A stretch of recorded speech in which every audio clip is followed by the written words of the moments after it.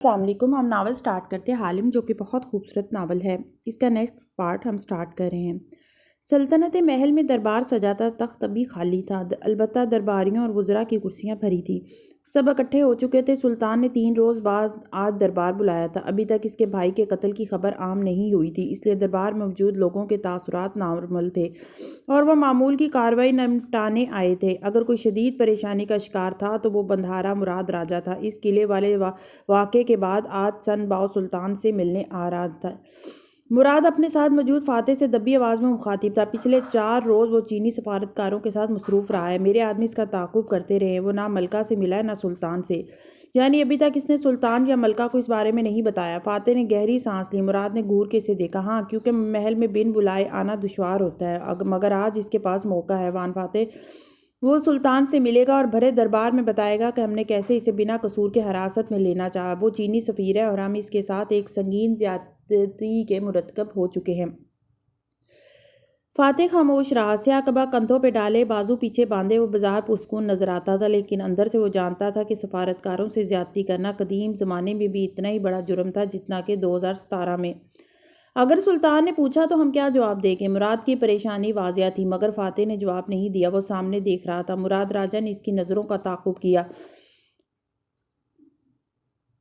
ان کے مخالف سمت ایک کرسی پہ فربہ چینی سفیر اپنا جبہ سنبھالتا بیٹھ رہا تھا۔ بیٹھ کے اس نے چھوٹی چمکدار آنکھوں سے مسکرا کے ان دونوں کو دیکھا۔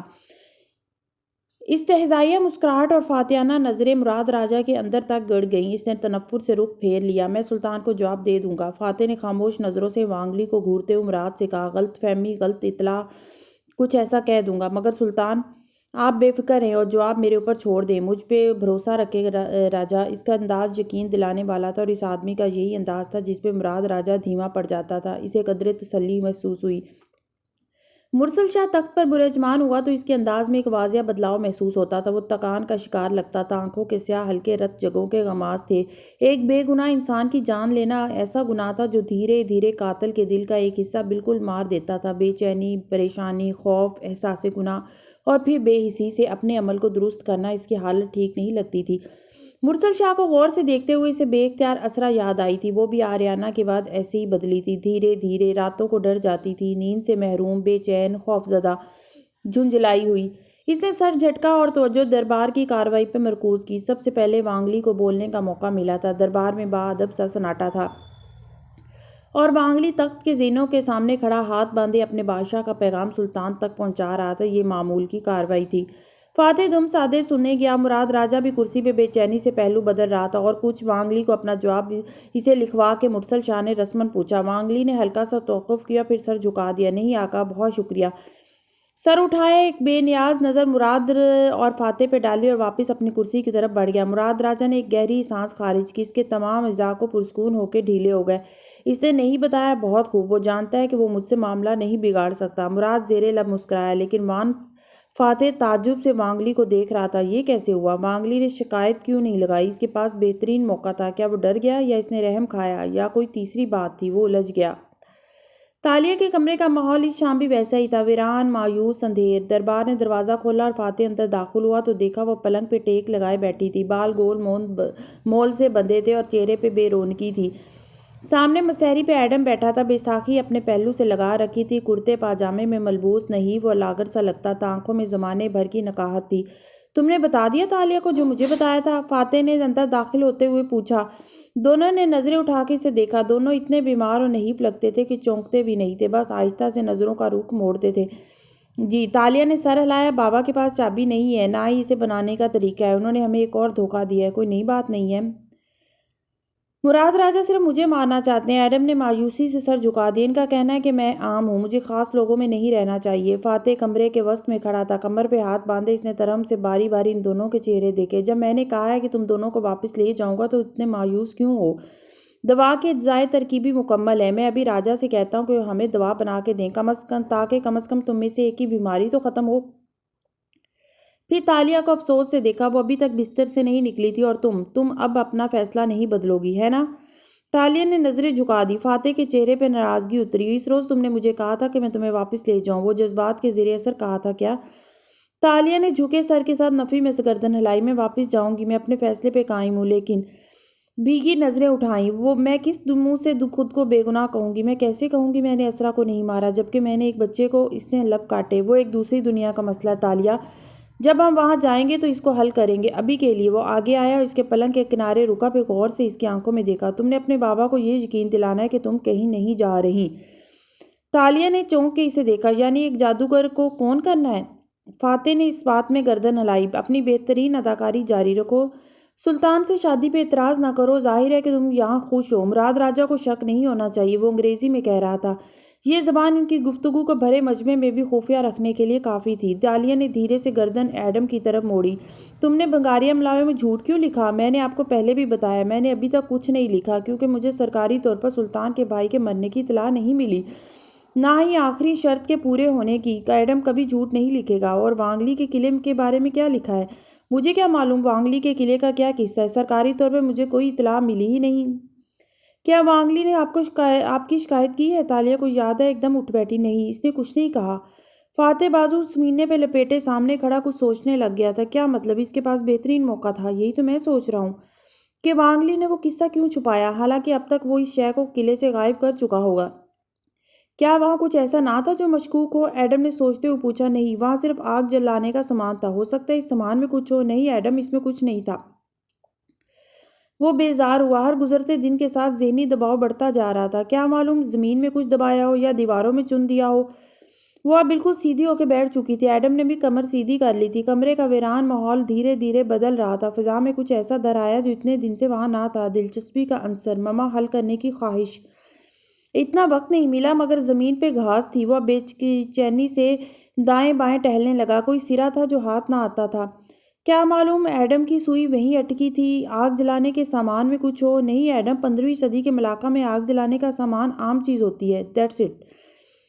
ایڈم نے بیساکھی آہستہ سے نیچے رکھی اور فاتح کو دیکھا۔ اس کی نکہت زدہ آنکھوں میں بلاخر چمک در آئی، جیسے ایک سرا اس کے ہاتھ لگا تھا۔ آپ ہر چیز کو 15ویں صدی کے ملاقہ کے تناظر میں دیکھ رہے ہیں۔ یعنی فاتح صاحب، وہ چیز 15ویں صدی کے لوگوں کو اتنے عرصے سے کیوں نہیں ملی؟ شاید اس لیے کہ اسے ڈھونڈنے کے لیے 21ویں صدی کے آدمی کی طرح سوچنا ہوگا۔ ایڈم کا مطلب ہے کہ اگر ہمارے زمانے میں کسی وانگلی کو کسی قلعے میں وزیر اعظم کے گارڈز جا گھیرتے، اس کی ہزیمت ہوتی لیکن وہ کچھ برآمد نہ کر سکتے اور ناکام لوٹ جاتے، تو وانگلی کو کیا کرنا چاہیے؟ عدالت میں جائے، ہراسمنٹ کی شکایت کرے۔ وہ اب دائیں سے بائیں کمرے میں ٹہلنے لگا تھا۔ لیکن اگر وانگلی پولیس یا عدالت کے پاس نہ جائے تو اس کا کیا مطلب ہوگا؟ وہ ٹہلتے پلنگ کی پائنتی کے پاس رکا، نظریں کھڑکی سے آتی روشنی پہ مرکوز کیں۔ اگر وہ پولیس کو ملوث کرتا تو پولیس پہلا سوال پوچھتی کہ، اور 4 دن بعد اس ایک پل میں ڈوبتی شام کی نیلگو روشنی دیکھتے وان فاتح کے ذہن میں بجلی کا کوندا سا لپکا کہ یہ قلعہ کس کا ہے؟ اور وہ قلعہ کس کا ہے؟ فاتح نے تعصب سے ماتھے کو چھوا۔ او نو، سن باؤ نے قلعے کے اندر کچھ نہیں چھپایا تھا، اس نے اس قلعے کو چھپا رکھا تھا۔ کیا مطلب؟ سن باؤ کی رنگت مجھے دیکھتے ہی زرد ہو گئی تھی، مگر جب میں نے سپاہیوں کو اندر سے مشکوک شے لانے کو کہا اور وہ کچھ نہ لا سکے تو وہ مطمئن ہو گیا۔ میں پہلے وہ سمجھا تھا کہ میں اس قلعے کو پکڑ چکا ہوں۔ وہ قلعہ بذات خود خفیہ شے تھی، ہمیں اس سمجھنے میں غلطی ہوئی۔ اس نے افسوس سے سر جھکایا۔ آپ لوگوں نے یہ معلوم نہیں کروایا کہ وہ قلعہ کس کا تھا؟ نہیں، کیونکہ 15ویں صدی میں لینڈ آنرشپ کے قوانین مختلف ہیں۔ ہم نے یہ فرض کر لیا تھا کہ وہ قلعہ سن باؤ کا تھا، لیکن اگر تم 21ویں صدی کے تناظر سے دیکھو تو پہلا سوال بنتا ہے کہ جائے واردات کا مالک کون ہے؟ وہ افسوس سے سر نفی میں ہلا رہا تھا۔ ایڈم کے بے رونق چہرے پہ بلاخر چمک در آئی۔ ارے واہ، ہم نے اتنا بڑا مما حل کرنے میں آپ کو مدد دی ہے۔ وان فاتح نے ایک بے نیاز نظر اس پہ ڈالی اور کندھے اچکائے۔ میں ویسے بھی معلوم کر لیتا، کتنا اچھا ہو کہ تم دونوں اس وقت اپنے ممے حل کرنے میں توجہ دو۔ باری باری دونوں پہ ایک اچٹتی نظر ڈالی اور سر جھٹک کے دروازے کی طرف بڑھ گیا۔ تالیہ نے دائیں ابرو اٹھا کے اسے جاتے دیکھا۔ وہ سمجھتے ہیں بیکار ہو چکے ہیں۔ کیا غلط سمجھتے ہیں؟ تالیہ نے ایک گھورتی نظر اس پہ ڈالی اور لحاف مٹھیوں میں دبوچ کے پرے پھینکا۔ میرے پاس صرف ایک چیز بچی ہے بچانے کو، وہ میری اصل دنیا ہے، KL کی تالیہ مراد کی دنیا۔ مجھے اپنی دنیا واپس چاہیے، میں ہار نہیں مانوں گی۔ وہ بستر سے اتری اور پیر جوتوں میں ڈالے، اسے اپنے غم سے خود کو خود ہی نکالنا تھا۔ اتوار 22 جنوری، جونکر اسٹریٹ، ملاقہ۔ وہ بینچ سے اٹھی اور بے مقصد ایک انداز میں سڑک کنارے چلنے لگی۔ دونوں اطراف کی دکانیں پر رونق اور گاہکوں سے بھری تھی۔ شور اتنا تھا کہ کان پڑی آواز سنائی نہ دیتی تھی، لیکن وہ کچھ سن نہیں رہی تھی۔ سر پہ اسکارف لپیٹے خالی خالی نظروں سے سامنے دیکھتی وہ قدم اٹھانے لگی۔ اس کو ابھی تک یقین نہیں آ رہا تھا کہ اس کے ساتھ کیا ہوا ہے۔ اپنی اس دنیا کے لیے وہ واپس آئی تھی، اس دنیا کے لیے اس نے ساری اداکاری کی تھی وہ، اور یہاں آ کے معلوم ہوا تھا کہ اس کے پاس کچھ بچا ہی نہیں تھا۔ وہ چلتے چلتے دو سڑکوں کے سنگم پہ آ رکی تھی۔ بس چوک پہ بھورے رنگ کا گھنٹا گھر کھڑا تھا جو اندھیرے میں زرد روشنیوں سے سجا بے حد خوبصورت نظر آتا تھا۔ وہ ویران نظروں سے اس پہ لگی گھڑی کو دیکھے گئی۔ وقت نے سب کچھ چھین لیا تھا اسے، چند لمحوں کی غلطی نے صدیوں کی سزا دے ڈالی تھی۔ اب وہ کیا کرے؟ مراد راجہ اپنے نیم روشن دیوان خانے میں کھڑا تھا۔ وان فاتح اس کے مقابل موجود تھا، ایسے کہ دونوں کے درمیان ایک میز تھی اور دونوں سنجیدہ لگتے تھے۔ میں نے معلوم کر لیا ہے کہ سن باؤ کس شے کو چھپانا چاہ رہا تھا۔ ہم ایک دفعہ پھر اس کو رنگے ہاتھوں پکڑنے جا رہے ہیں، وہ رازداری سے کہہ رہا تھا۔ وہ شے کیا ہے؟ آپ خود دیکھ لیں گے راجہ۔ اس کا انداز مبہم تھا، بس مجھ پر اعتماد کریں۔ مراد کا چہرہ تاریکی میں تھا، مگر اتنا معلوم ہوتا تھا کہ وہ مطمئن ہے۔ شاہی کباب میں ملبوس، ماتھے پہ سرخ پٹی باندھے، ہاتھ کمر پہ باندھے، وہ ہمیشہ کی طرح باروب نظر آ رہا تھا۔ تمہیں یقین ہے کہ تم سن باؤ کا پتہ صاف کرو گے یا مجھ پہ چھوڑ دے؟ راجہ نے گہری نظروں سے اسے دیکھا۔ پہلے بھی چھوڑا تھا، خدا کا شکر ہے کہ سن باؤ نے آقا کو کچھ نہیں بتایا، ورنہ وہ نہیں بتائے گا، بے فکر رہیں اب۔ مگر وان فاتح نے اس کی آنکھوں میں جھانکا۔ آدم کہہ رہا تھا کہ آپ کے پاس وقت کی چابی بنانے کا کوئی کلیہ نہیں ہے۔ میں نے تمہیں پہلے دن ہی بتا دیا تھا کہ جس چابی کے ذریعے تم لوگ آئے ہو وہ تمہارے شکارباز کی تھی۔ مجھے تمہیں واپس بھیجنے کے لیے نئی چابی بنانی پڑے گی، اور آدم کا کہنا ہے کہ آپ وہ نہیں بنائیں گے۔ فاتح چبھتی نظروں سے اسے دیکھ رہا تھا۔ ایک مرتا ہوا آدمی مایوسی کے علاوہ کیا کہے گا؟ مراد جھک کے میز پہ پھیلے نقشے کو غور سے دیکھ رہا تھا۔ یعنی آپ چابی بنا دیں گے؟ بالکل، میں نے جو وعدہ کیا تھا اسے پورا کروں گا، مگر میری ایک اور شرط بھی ہے۔ مراد سیدھا ہوا اور فاتح کو دیکھ کے مسکرایا۔ نیم اندھیر کمرے کے کونے میں چلتی واحد مشعل نے ماحول کو عجیب پراسرار بنا رکھا تھا۔ نئی شرط؟ راجہ، ہمارا اور آپ کا معاملہ پہلے سے طے پا چکا ہے، وہ بہت ضبط سے بولا۔ چابی کے بدلے تخت؟ کیا تم اس آدمی سے ایسے بات کرو گے جو تمہیں تمہاری دنیا میں بھیجنے کی واحد امید ہے؟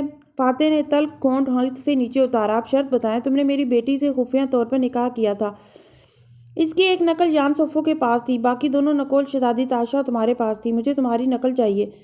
فاتح کے ابرو تعجب سے اکٹھے ہوئے۔ وہ ایک خطرناک کاغذ ہے، اس کو شہزادی کے خلاف استعمال کر کے انہیں نقصان پہنچایا جا سکتا ہے۔ آپ اسے کیوں حاصل کرنا چاہتے ہیں؟ میں نے اپنی شرط بتا دی ہے۔ مراد واپس نقشے پہ جھکا اور چند مقامات پہ لکیریں کھینچنے لگا۔ میں مزید انتظار نہیں کر سکتا، ہمیں مرحوم سلطان کے بیٹوں کو پیغام بھیج دینا چاہیے، ہم بغاوت کے لیے تیار ہیں۔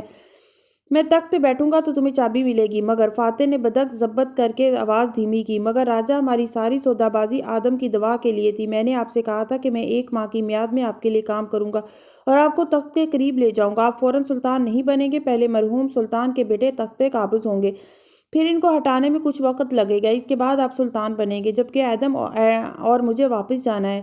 وہ رکا اور گہری سانس لی۔ یا شاید آپ چاہتے ہیں کہ میں واپس نہ جاؤں؟ تم عقل مند آدمی ہو فاتح، اس لیے اپنے دوست کی دوا کی بجائے میرے تخت کی فکر کرو۔ تمہیں واپس جانے سے پہلے مجھے تخت پہ بٹھانا ہوگا، حتمی انداز میں کہہ کے مراد نے نقشہ لپیٹا، دروازے کی طرف بڑھ گیا۔ فاتح ضبط کے گھونٹ بھرتا اسے جاتے دیکھتا رہا۔ یہ طے تھا کہ بندھارا اور مراد راجہ کے وعدے اور اقوال صدق سے خالی تھے۔ فاتح کو دیوان خانے میں چھوڑ کے مراد راجہ اپنے دربار کی طرف بڑھ گیا۔ یہ بندھارا کے محل کا دربار تھا، اور گو کہ یہ مرسل شاہ کے سلطنت محل جیسا عالی شان نہ تھا، مگر اس کے دفتری کاموں کے لیے کافی تھا۔ روز اس وقت یہاں درباریوں اور اعلیٰ افسران کی موجودگی لازمی ہوتی تھی، لیکن آج دربار خالی پڑا تھا۔ مراد بغلی دروازے سے اندر آیا تو ٹھٹکا۔ دربار میں کوئی ذی نفس نظر نہیں آتا تھا، پنکھ جھلنے والے غلام اور دربار تک موجود نہ تھے۔ کس کی ہمت تھی اس کے افسران کو ابھی تک باہر کھڑا رکھنے کی؟ اور وہ برہمی سے دربان کو آواز دینے لگا، لیکن پھر اسے نظر آ گیا کہ یہ کس کی ہمت ہو سکتی تھی۔ وہ کھڑکی کے سامنے کھڑی تھی، مراد کی طرف پشت اور دھوپ کی طرف چہرہ تھا۔ کامدار جامنی لباس پہنے، بالوں کو آدھا باندھ کے سر پہ تاج سجائے وہ باہر دیکھتی گمسم نظر آ رہی تھی۔ آج 5 روز بعد اسے مراد نے کمرے سے باہر دیکھا تھا۔ وہ مسکرایا، چھوٹے چھوٹے قدم اٹھاتا اس کے قریب آیا۔ تمہیں دیکھ کے خوشی ہوئی؟ وہ آہستہ سے اس کی طرف مڑی، ایسے کہ چہرے پہ اب بھی دھوپ پڑ رہی تھی۔ آپ جانتے ہیں سلطان نے کیا کیا ہے؟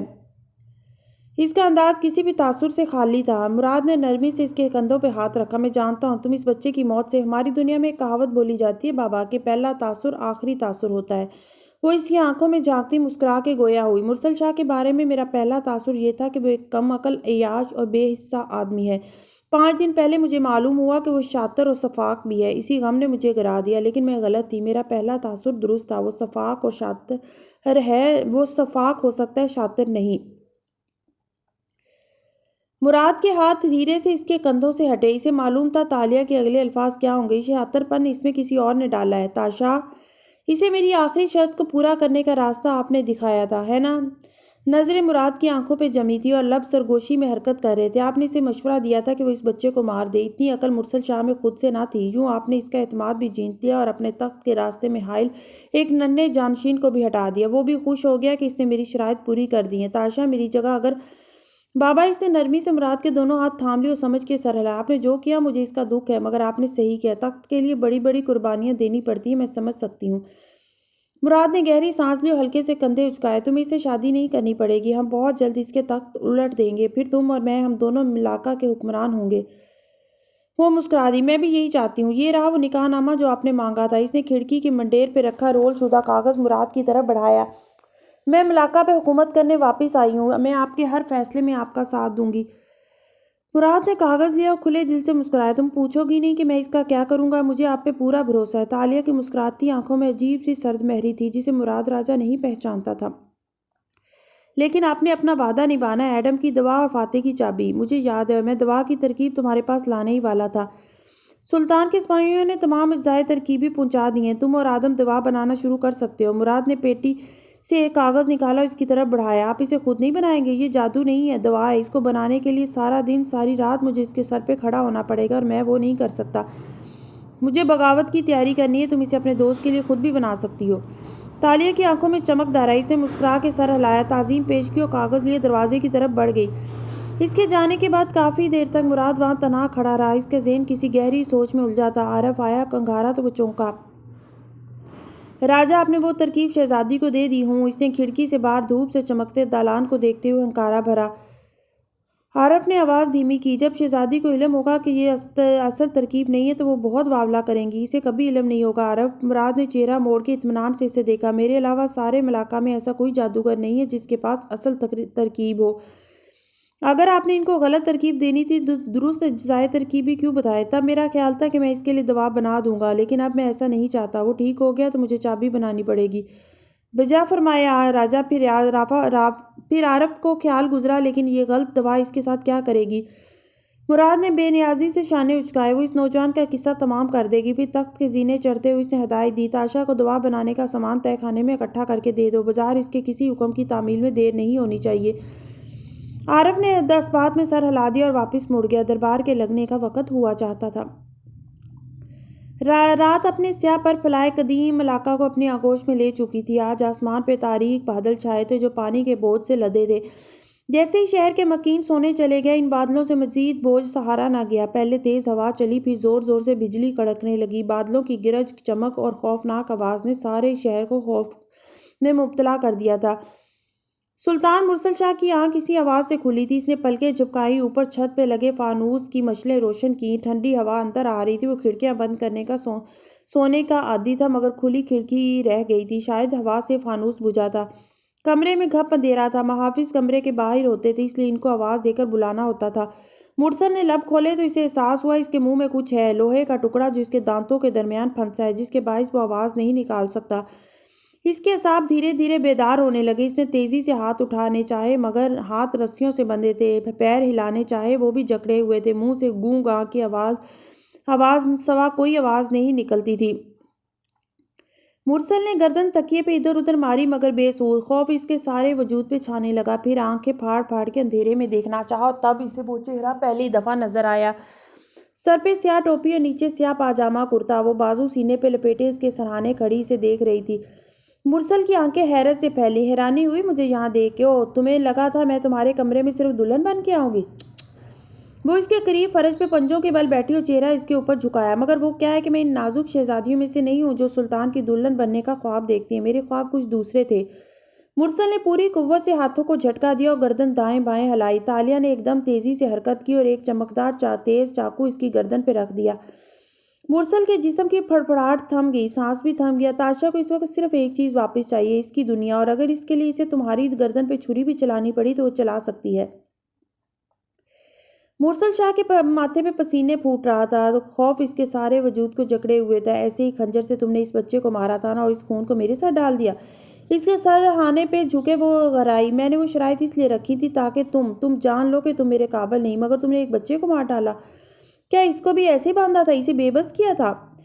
مرسل نے خوف سے نفی میں گردن ہلانا چاہی مگر جسم نے ہلنے سے انکار کر دیا۔ اس کا خون کہاں سے نکالا تھا؟ گردن سے۔ تمہیں ویسے ہی ذبح کروں؟ مجھے بتانا کیسا لگتا ہے؟ مرسل نے خوف سے آنکھیں بند کر لیں۔ چاقو کا ٹھنڈا پل اسے گردن پہ محسوس ہو رہا تھا۔ مگر میں اسے تمہاری گردن پہ نہیں چلاؤں گی بلکہ میں تمہیں ایک موقع دوں گی۔ مرسل نے آنکھیں کھولی، اسے دیکھا۔ وہ وہی زمین پہ بیٹھے بیٹھے کہہ رہی تھی، تم صبح ہوتے ہی مجھ سے شادی سے انکار کر دو گے ورنہ ہر رات میں تمہیں ملنے آؤں گی، اسی طرح، بالکل اسی طرح۔ اور جانتے ہو میں کیا کروں گی؟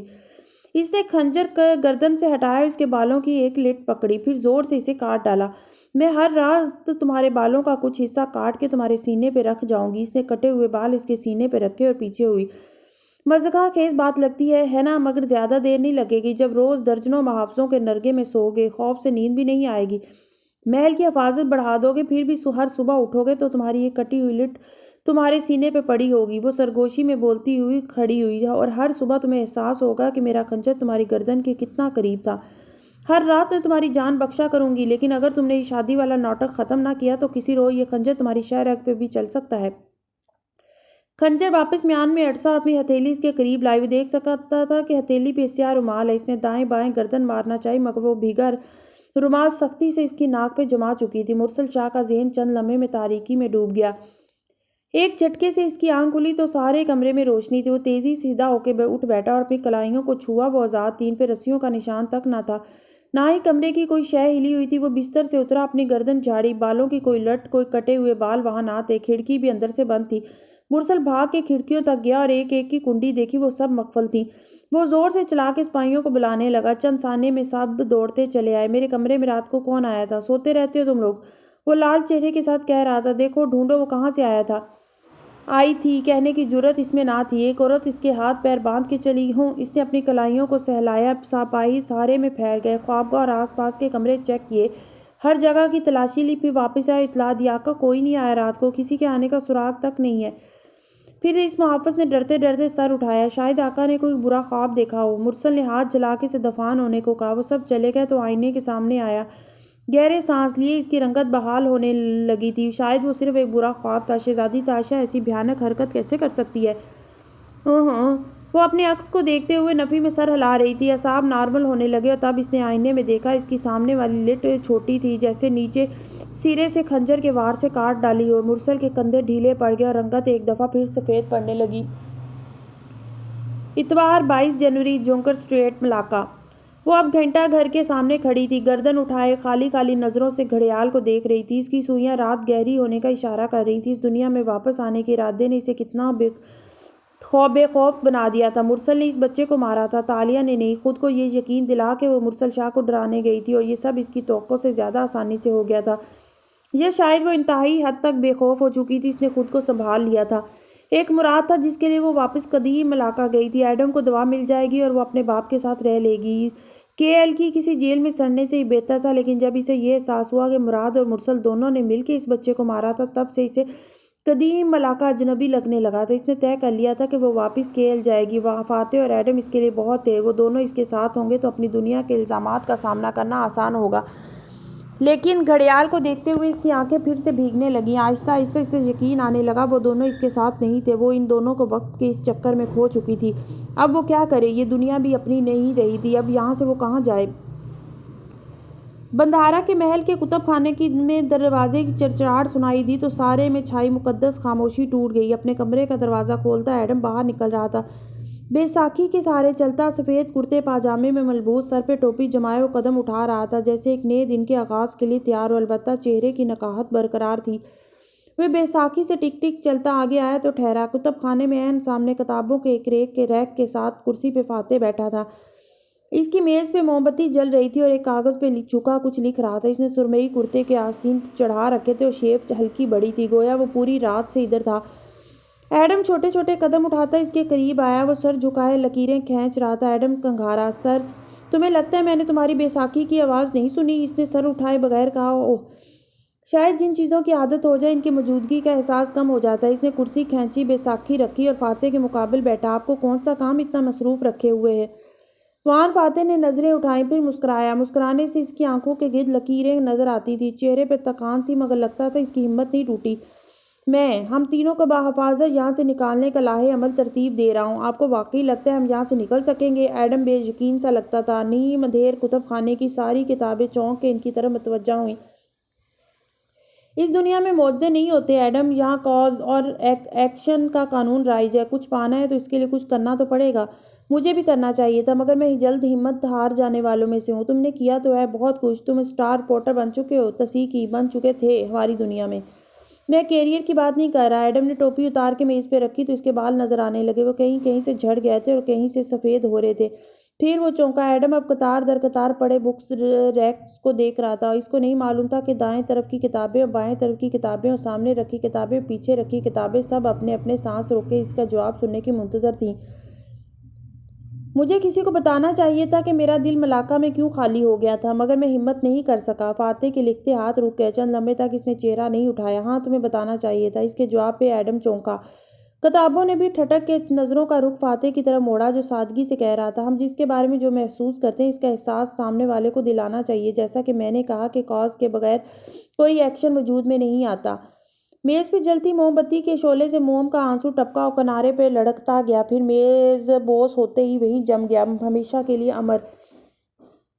آپ تو کہتے تھے یہ میری لو سیلف اسٹیم ہے، محبت نہیں۔ ایڈم نے شکایتی نظروں سے اسے دیکھا۔ میں غلط تھا، تمہارے جذبے نے وقت کا امتحان سہا اور یہ کم نہیں ہوا۔ میں اس کی قدر کرتا ہوں، لیکن اس نے گہری سانس لی، قلم رکھا، پیچھے ہوتے ہوئے ایڈم کو سنجیدگی سے دیکھا۔ ہم دونوں جانتے ہیں کہ اب اس سب کا وقت گزر چکا ہے۔ کتابوں نے اداسی سے پلکیں جھکا دیں۔ وہ انکہی باتوں کے مطلب سے آشنا تھی، ان کو راز چھپانے کی عادت تھی۔ آپ نے ان سے شادی کیوں کی، یہ جانتے ہوئے بھی کہ میں کیا محسوس کرتا ہوں؟ آج وہ ساری شکایتیں کرنا چاہتا تھا، جانے سے پھر موقع ملے یا نہ ملے۔ ریک میں سجی کتابوں نے دم سادھ لیا۔ سب کی نظریں نیم اندھیر کتب خانے کی میز کے دونوں کناروں پہ بیٹھے دو اشخاص پہ جمی تھی۔ فاتح چند لمحے خاموش رہا، جیسے ایڈم کے سوال کا جواب مہذب طریقے سے دینے کے لیے الفاظ ڈھونڈ رہا ہو۔ میں نے یہ سب اسے مرسل شاہ سے شادی سے بچانے کے لیے کیا تھا اور ہمیں ملکہ کی مدد چاہیے تھی، لیکن اب تو سارے جواز ختم ہو چکے ہیں۔ پھر آپ نے اس تعلق کو ختم کیوں نہیں کیا؟ میں نہیں کر سکتا۔ اس نے ایڈم کو دیکھتے ہوئے سادگی سے شانے اچکائے۔ شاید کبھی کرنا ہی نہیں تھا۔ ایڈم نے نڈھال انداز میں سر جھکا دیا۔ اس نے اپنی ہار تسلیم کر لی تھی۔ اگر ہم واپس چلے گئے تو کیا آپ اس تعلق کو قائم رکھیں گے؟ کتب خانے میں اتنا گہرا سناٹا چھایا تھا کہ کتابوں کی سانس لینے کی آواز تک نہ آتی تھی۔ ایڈم، اگر مجھے یہ تعلق ختم کرنا ہوتا تو میں اس کے ساتھ واپس کیوں آتا؟ میں اسے اپنی دنیا میں واپس لے جانے پہ زور کیوں دیتا؟ قدیم صفحات نے گہری سانس خارج کی۔ کیا آپ نے یہ بات چیتالیہ کو بتائی ہے؟ نہیں، کیونکہ اس نے کہا ہے وہ میرے ساتھ نہیں رہنا چاہتی۔ کیا کبھی کسی عورت نے اتنی آسانی سے وہ کہا ہے جو اس کے دل میں ہوتا ہے؟ اسے لگتا ہے کہ اگر وہ میرے ساتھ رہے گی تو وہ لوگوں کا سامنا نہیں کر سکے گی، لوگ اس کو گھر توڑنے والی اور اسرا کی قاتل سمجھیں گے۔ کیا اس سے پہلے آپ دونوں نے مشکل فیصلے نہیں کیے؟ ایڈم نے شکایتی نظروں سے اسے دیکھا۔ اس کی بات پہ فاتح چپ رہ گیا۔ کتب خانوں کی کتابوں نے تمسخرانہ مسکراہٹوں کا تبادلہ کیا۔ میں اسے نہیں چھوڑنا چاہتا، لیکن مجھ سے تعلق تالیہ کے لیے مزید مشکلات لائے گا۔ کیا انہوں نے اس سے بڑی مشکلات نہیں دیکھ رکھی؟ کتابوں کی نگاہوں میں اب دلچسپی در آئی تھی۔ وہ ریکس کے درمیان سے گردن نکال کے اس کا مکالمہ سن رہی تھی۔ تم مجھ سے کیا چاہتے ہو؟ میں چیتالیہ کی خوشی چاہتا ہوں۔ وہ آگے ہوا، زور دے کے کہنے لگا۔ میں ان کو اپنے بارے میں اس لیے نہیں بتاتا کہ اب دیر ہو چکی ہے، بلکہ اس لیے کہ وہ میرے اوپر ہمیشہ آپ کو منتخب کریں گی۔ اس لیے آپ کو چاہیے کہ آپ ان کو بتائیں کہ آپ دونوں اب بھی ایک نئی زندگی شروع کر سکتے ہیں۔ KL میں ان کو واپس لے جانے کے لیے کوئی خواب تو دکھائیں۔ تم یہ سب دل سے کہہ رہے ہو؟ ایڈم بن محمد عرصہ ہوا چیتالیہ سے دستبردار ہو چکا ہے۔ ایڈم شاید ان کی خوشی دیکھنے کے لیے زندہ بھی نہ رہے، لیکن یہ خیال کہ وہ خوش ہیں ایڈم کے لیے کافی ہوگا۔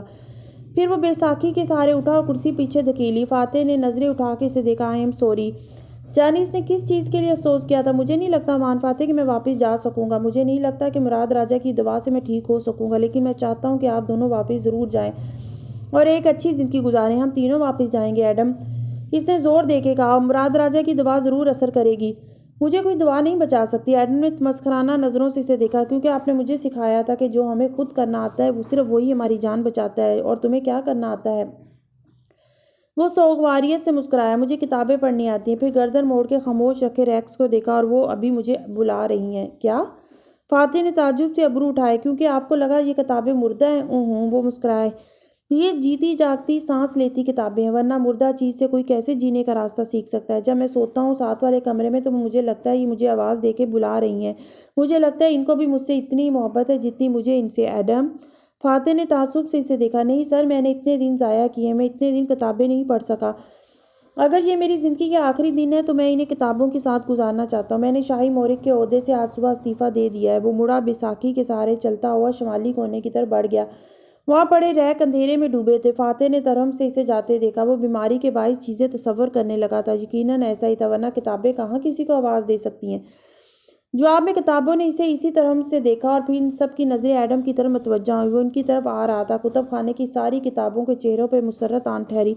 اتنے دن سے وہ اسے بلا رہی تھی، بالآخر وہ ان کی سن چکا تھا۔ ویسے تو ان کے پاس اپنے ہر پڑھنے والے کے لیے کچھ خاص ہوتا ہے، اس کے دل کو ڈھارس دینے یا اس کے علم میں اضافہ کرنے کے لیے، لیکن ایڈم بن محمد کے لیے ان کے پاس کچھ اور بھی تھا۔ یہ چوتھی صبح تھی جب مرسل شاہ نے محل کی حفاظت بڑھا دی تھی۔ سینکڑوں پہرے دار دروازوں پہ پہرا دے رہے تھے۔ اس کی خوابگاہ کی کھڑکیوں کے آگے لوہے کی سلاخیں لگائی گئی تھیں۔ غرض کوئی چڑیا کا بچہ بھی وہاں پر نہیں مار سکتا تھا۔ آدھی رات تک مرسل کو خوف کے مارے نیند نہ آتی تھی۔ وہ خنجر تکیے تلے رکھ کے سوتا تھا۔ کمرے میں مسلسل وہ دو پہرے دار اس کے اوپر پہرا دیتے تھے۔ کبھی وہ وحشت کے مارے ان کو نکال دیتا، کبھی واپس بلا لیتا۔ ساری رات وہ کروٹیں بدلتا۔ فجر کے قریب نیند آتی اور پھر صبح میں جب وہ جاگتا تو محسوس ہوتا کہ اس کی گردن پہ کچھ رکھا ہے۔ وہ چونک کے اسے جھاڑتا تو بالوں کی ایک تازہ کٹی ہوئی لٹ سینے سے نیچے فرش پہ گرتی۔ وہ تیزی سے آئینے میں اپنے بالوں کا جائزہ لیتا۔ ہر روز ایک نئی جگہ سے بال کٹے ہوتے تھے، یعنی گزشتہ رات وہ پھر آئی تھی۔ اس کا خنجر ایک دفعہ پھر مرسل شاہ کی گردن کے اتنا قریب تھا۔ وہ ہر رات کیسے اس کے محل میں پہنچ جاتی تھی، یہ خیال اس کے سارے جسم پہ کپ کپی طاری کر دیتا۔ آج صبح وہ محل کے سبزہ زار میں فوارے کے کنارے کھڑا تھا۔ اس نے ہاتھ پیچھے باندھ رکھے تھے، شاہی قبا پہن رکھی تھی۔ سر کی پگڑی سے سونے کی تاروں سے بنی لڑیاں نیچے گرتی کندھے تک آتی تھی۔ وہ خاموش نظروں سے پانی کو دیکھ رہا تھا۔ گھنے درختوں کے باعث فوارے کے حوض کا پانی سبز نظر آتا تھا۔ اس کے دو خاص مشیر عقب میں کھڑے تھے۔ وہ سب کسی کے منتظر تھے۔ پھر انتظار ختم ہوا اور دو سپاہیوں کی میت میں ایک آدمی آگے آیا۔ آقا، مورخ آ چکا ہے۔ مرسل شاہ دھیرے سے مڑا اور سامنے کھڑے نوجوان کو تنقیدی نظروں سے دیکھا۔ وہ سادہ پوشاک پہنے ہوئے تھا اور کندھے پہ ایک تھیلا تھا۔ یہ آدم بن محمد تو نہیں ہے؟ مرسل نے سوالیہ نظروں سے مشیر کو دیکھا۔ آقا، آدم بن محمد نے کل استعفیٰ دے دیا ہے۔ اس کی حالت بہت خراب ہے، شاید ہی 2-4 روز جی پائے۔ شہزادی تاشا نے بھی اس کے لیے رحم کی درخواست کی ہے۔ اس مورخ کو بھی شہزادی نے ہی تلاشا ہے اور یہاں بھیجا ہے۔ تاشا کی اس ذکر پہ مرسل کے تاثرات بدلے، جبڑے بھینچ کے، مگر اس نے بس ہوں پہ اکتفا کیا۔ ٹھیک ہے، ہم اس کو اپنا مورخ تعینات کرنے کی اجازت دیتے ہیں۔ شکریہ آقا، نوجوان نے سر جھکا کے کافی سیدھا ہوا گلہ آمیز انداز میں کہنا شروع کیا۔ آقا، وہ آدم بن محمد دراصل ایک چور ہے۔ اس نے میرا تھیلا چرایا تھا ایک سرائے میں، اور یہ بنگاریہ ملایو میری کتاب کا نام تھا جو اس نے نقل کر کے۔ مرسل نے اکتا کے ہاتھ اٹھایا۔ تمہیں یہاں اپنے مسئلے سلجھانے نہیں بلایا میں نے۔ تم وہ لکھو جس کا حکم میں دے رہا ہوں۔ میں شکل کیا دیکھ رہے ہو؟ لکھنا شروع کرو۔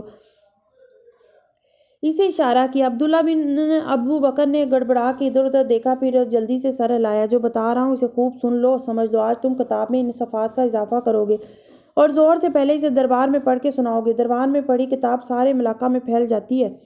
مرسل نے واپس رخ فوارے کی طرف موڑ لیا۔ کمر پہ ہاتھ باندھے وہ پانی کے اچھلتے قطروں کو دیکھتے ہوئے کہنے لگا، لکھو۔ شہزادی کی آخری شرط پوری کرنے کے لیے مرسل شاہ نے خود اپنی جان لینے کی کوشش کی۔ مورخ نے چونک کے سلطان کی پشت کو دیکھا، البتہ مشیر و سپاہی نہیں چونکے۔ وہ سر جھکائے سپاٹ کھڑے رہے۔ سچ وہی ہوتا تھا جو سلطان کے منہ سے نکلتا تھا، مگر جب وہ خنجر سے اپنی کلائی کاٹنے لگا تو شہزادی تاشا اس کے کمرے میں آئی اور گستاخی معاف آقا، شہزادی تاشا کیسے آئی بنا اجازت؟ مورخ نے بات کاٹی تو مرسل کے ماتھے پہ بل پڑے۔ لکھ دو کہ جادو سے آئی۔ وہ گر جا، اور اس نے کہا کہ اس نے یہ ناممکن شرط اس لیے رکھی تھی تاکہ سلطان انکار کر دے۔ یہ شادی ناممکن ہے۔ یوں اس نے سلطان کی جان بچا لی اور اسے خودکشی سے روک دیا۔ سلطان نے تاشا کو آزاد کر دیا اور اب ان دونوں کے راستے الگ ہیں۔ سلطان نے گہری سانس لی اور مورخ تیزی سے کاغذ پہ اہم نکات نوٹ کر رہا تھا۔ بار بار جھک کے درخت کے کنارے رکھی بدوات میں قلم بھی ڈبوتا تھا۔ مگر آقا، وہ آپ کے کمرے میں جادو کے ذریعے آئی۔ اس کی سوئی وہیں اٹکی تھی۔ جادو سلطنت میں ممنوع تھا اور سلطان مرسل جادوگروں کے کتنا خلاف تھا، سب جانتے تھے۔ پھر جادو کے لیے اس نے تاشا کو کیسے معاف کر دیا؟ مرسل ضبط سے پلٹا اور چپا چپا کے بولا، کالے علم والی جادوگرنی کی طرح نہیں، بلکہ کسی نورانی علم والی ساحرہ کی طرح آئی تھی۔ مورخ کی آنکھیں چمکی۔ پسونا یعنی ساحرہ جس کا جادو خدا کا بخشا ہوتا ہے؟ ہاں ہاں، یہی لکھ دو اور شکل گم کرو۔ تاشا پسونا، واہ! ایسے لقب پہ شہزادی اس کو انعام و اکرام سے ضرور نوازے گی۔ مورخ جلدی جلدی چیزیں سمیٹنے لگا۔ اس نے شکل گم کر لی تو مرسل نے ہاتھ جھلا کے سب کو وہاں سے بھیج دیا۔ خود ایک دفعہ پھر وہ پانی کو دیکھنے لگا۔ مشیر خاص ابھی تک وہاں کھڑا تھا۔ وہ دھیرے سے گویا ہوا، آقا آپ ناخوش لگ رہے ہیں۔ کیونکہ میں ناخوش ہوں، برہمی سے بولا۔ تو آپ نے شہزادی کو سزا کیوں نہیں دی؟ ان سے ہنسی خوشی علیحدگی کیوں اختیار کر لی؟ مرسل نے عجیب سی نظروں سے مشیر کو دیکھا. تاکہ شک خود پر آنے دوں؟ کس شے کا شک؟ تمہیں کیا لگتا ہے ایک عورت مجھے یوں انکار کرے گی اور میں اسے جانے دوں گا؟ ہوں. مشیر ریڑھ کی ہڈی میں سرد لہر دوڑ گئی. آپ چاہتے ہیں کہ شہزادی تاشا کو اس کو بھی اسی بچے کے پاس بھیج دو جس کے مرنے کا اسے بہت غم ہے، مگر کسی کو ہم پہ شک نہیں ہونا چاہیے، وہ سرد انداز میں کہہ رہا تھا. مشیر نے تعظیماً سر جھکایا، پھر دھیرے سے بولا، جو حکم آقا. پھر وہ ہچکچایا. میں نے سنا ہے آج کل شہزادی زیادہ وقت بندھارا کے غیر ملکی مشیر کے ساتھ گزارتی ہیں. مرسل بری طرح چونکا. کون ہے وہ؟ وہی سیاہ قبا والا جو اس دن دربار میں بولا تھا آپ کے سامنے، جو آج کل ہر جگہ بندھارا کے ساتھ نظر آتا ہے. ہوں، اس پہ نظر رکھو، مجھے دونوں کے پل پل کی خبر چاہیے. مرسل کی سرد آنکھوں میں انتقام کے شعلے جلنے لگے تھے. قدیم ملاقہ کے بازار میں معمول کی رونق اور چہل پہل تھی. بازار میں ایک جگہ چائے کے ڈھابے پہ مراد راجہ عوام کے درمیان بیٹھا ان کے مسائل سن رہا تھا. وہ عام لوگوں کے ساتھ خوش نظر آتا تھا. اس کے مداحوں کی تعداد بڑھ گئی تھی اور لوگ اس سے گلہ کر رہے تھے کہ کیسے سلطان کے سپاہیوں نے سونے کے پل کی تعمیر اور مچھر وغیرہ اکٹھے کرنے میں ساری دولت برباد کر دی تھی. وہاں سب کو سلطان سے شکوے تھے. کوئی یہ نہ کہتا تھا کہ شرائط تاشا نے رکھی تھی. جب سے یہ خبر پھیلی کہ سلطان اور تاشا کے راستے الگ ہیں، کیونکہ تاشا نے شرائط اس لیے رکھی تھی تاکہ سلطان خود عقل کرے اور انکار کر دے، تو سلطان مزید بیوقوف نظر آنے لگا تھا اور تاشا معتبر. اس نے سلطان کے ہاتھوں ملاقہ کے عوام کی دولت مزید ضائع ہونے سے بچا لی تھی اور تاشا پسونا کہلوائی جانے لگی تھی. اس وقت جب مراد لوگوں کے مسئلے سن رہا تھا، بندھارا کے محل کے تہہ خانے میں الاؤ جل رہا تھا. اس پہ ایک کڑھائی رکھی تھی جس میں کچھ پک رہا تھا. دھواں اوپر اٹھتا اور روشن دان سے باہر نکل جاتا. کمرے میں چند ایک موم بتیاں جلی تھیں. تالیہ بڑی سی ڈوئی کو کڑھائی میں چلا رہی تھی اور اس اٹھتی بدبو سے منہ کے برے برے زاویے بناتی تھی. آپ رہنے دیں، میں کر لوں گا. آخر یہ میری دعا ہے. ایڈم بیساکھی کے سہارے چلتا قریب آیا تو وہ پلٹی. اتنا تو میں کر سکتی ہوں تمہارے لیے. پھر اس نے میز پہ رکھے نسخے سے کچھ پڑھا، ایک پیالے موجود شے کڑھائی میں انڈیلی. مائع کا رنگ بدلنے لگا. ہم باری باری کر لیں گے، ابھی بہت دن لگیں گے. تالیہ نے گہری سانس دی اور ایک کرسی کھینچ کے الاؤ کے قریب لائی. ایڈم اس پہ بیٹھ گیا تو اس نے ایڈم کو ڈوئی تھمائی. تم اس کو دوا کو پینے سے بالکل ٹھیک ہو جاؤ گے ایڈم، اس نے تسلی دی تھی. ایڈم زخمی سا مسکرایا. ہاں، یہ میری واحد امید ہے. میں چلتی ہوں، مجھے کچھ اور کام کرنے ہیں. وہ ہاتھ پہنچتی دروازے کی طرف بڑھی تو ایڈم نے پکارا، اگر میں واپس نہ جا سکا تو میری ایک بات مانیں گی؟ وہ دروازے کے قریب ٹھہر گئی، پھر دھیرے سے مڑی اور شکایتی نظروں سے ایڈم کو دیکھا. ایسے مت کہو. اگر میں واپس نہ جا سکا، اس نے دہرایا، تو آپ وان فاتح کو مجبور کیجیے گا کہ وہ اپنا استعفیٰ واپس لے لیں اور اپنے خوابوں سے دستبردار نہ ہوں. اب کیا فائدہ؟ وہ تو استعفیٰ دے چکے ہیں. ہم 22 جنوری اتوار کے روز یہاں آئے تھے. سوموار کی صبح ان کی سیکرٹری نے استعفیٰ جمع کروانا تھا. وقت وہاں ٹھہرا ہوا ہے اور واپس جاتے ہی اپنے استعفے کو خود پھاڑ سکتے ہیں. تالیہ ایک دم چونکی. ہو، یعنی ابھی تک کوئی نقصان نہیں ہو؟ فاتح اب بھی پارٹی چیئرمین ہیں؟ ایڈم مسکرایا. یس. اگر میں ان کو راضی کر لوں تو وہ وزیر اعظم کا الیکشن ضرور لڑیں گے. وہ اتنی پرجوش تھی کہ تیزی سے باہر بھاگ گئی. وقت ابھی ان کے ہاتھ سے نہیں نکلا تھا اور وہ فاتح کو اس کے خوابوں سے دستبردار ہونے سے روک سکتی تھی. اتوار 22 جنوری جونکر اسٹریٹ ملاقہ. گھڑیال کو دیکھتے ہوئے اس کے ذہن سے ایک اداس سا خیال گزرا. تب اسے لگا تھا وقت اس کے ہاتھ میں ہے، لیکن وقت کب کس کے ہاتھ میں آیا ہے؟ اس نے شاکی نظروں سے گھڑی کی سوئیوں کو دیکھا اور پھر آگے بڑھ گئی اور ایک دفعہ پھر سے بازار کی رونق کی طرف جا رہی تھی. کوئی بھی چیز اسے یقین نہیں دلا پا رہی تھی کہ جو اس کے ساتھ ہوا وہ حقیقت تھی. اسے اب بھی لگ رہا تھا کہ وہ ایک خواب ہے. شاید بازار کی آوازیں اس کو جگا دیں اور سب پہلے جیسا ہو جائے، وہ دونوں اس کو واپس مل جائیں. کتنی خوش تھی اور اس دن جب اسے احساس ہوا تھا کہ وہ فاتح کو استعفیٰ دینے سے روک سکتی تھی. جب سے اس نے استعفے کے بارے میں سنا تھا اس کا دل بوجھل تھا. فاتح اپنے خوابوں کو کیسے چھوڑ سکتا تھا؟ لیکن اس روز تہہ خانے میں ایڈم نے اسے امید دلائی تھی. وہ اس امید کا تعاقب کرتی فاتح کے پیچھے بازار تک گئی تھی. اس کا ذہن پھر سے قدیم ملاقہ کی طرف جانے لگا. قدیم ملاقہ کا بازار معمول کی رونق سے معمور تھا. مراد راجہ اپنے عوام میں گھرا باتوں میں مصروف تھا اور وان فاتح ایک دکان کے ساتھ کھڑا چیزیں الٹ پلٹ کے دیکھ رہا تھا. سیاہ قبا پہنے، سنجیدہ تاثرات چہرے پہ سجائے، وہ گاہے بگاہے نظر اٹھا کے ہجوم کی طرف دیکھ لیتا. جب سے اس نے نکاح نامہ مراد کے حوالے کیا تھا، مراد نے چابی کے بارے میں کوئی بات نہیں کی تھی. اب اسے کیا کرنا چاہیے؟ وہی جو اس نے سوچ رکھا تھا یا کچھ اور؟ پھر جیسے ہلچل سی مچی، دبی دبی سرگوشیاں بلند ہوئی. اس نے چونک کے سر اٹھایا. دوسری طرف سے تالیہ چلی آ رہی تھی. ہجوم دوسری جانب تھا. اس سے مراد یہاں متوجہ نہ ہوا. البتہ لوگوں نے فوراً راستہ چھوڑ دیا. مسکراتی ہوئی اس کی طرف آئی. سادہ لباس میں ملبوس وہ سفید گھوڑے کی لگام تھامے ہوئے تھی. کوئی مصاحب یا کنیزیں ساتھ نہ تھی. وہ اکیلی تھی. پھر بھی لوگوں نے اسے پہچان لیا تھا. وہ اسے دیکھ کے مسکرایا، اس کی طرف بڑھا. دونوں ایک دوسرے کے ایک دکان کے چھپر تلے آن بیٹھے. شہزادی. اس سے پہلے کہ وہ جواب دیتی ایک بچہ آگے آیا اور آہستہ سے مسکرا کے بولا، تاشا پسونا. تالیہ نے چونک کے اسے دیکھا تو وہ شرما کے دکان میں واپس بھاگ گیا۔ وہ مسکراتی بے نیازی سے کندھے اچکائے۔ مرسل شاہ نے مجھے مزید پاپولر بنا دیا ہے، انگریزی میں بولی تو وہ بھی مسکرایا۔ حالانکہ یہاں نہ انٹرنیٹ ہے نہ ٹی وی، مگر خبر کتنی جلدی پھیلتی ہے۔ تالیہ نے گردن دائیں بائیں گھمائی، اس قدیم طرز کے بازار کو دیکھا۔ شاید اسی لیے یہاں سکون ہے۔ سکون تو کہیں بھی نہیں ہے شہزادی، ہر دور کے اپنے مسئلے ہوتے ہیں، بس شور کم ہے۔ ساتھ ہی فاتح نے ایک محتاط نظر دور موجود ہجوم پہ ڈالی۔ مراد راجہ چائے پیتا باتیں کرتا مصروف نظر آ رہا تھا۔ تم نے بتایا نہیں کہ مرسل شاہ نے شادی سے انکار کیسے کیا؟ تالیہ کے پلانز ہیں، تالیہ کی مرضی۔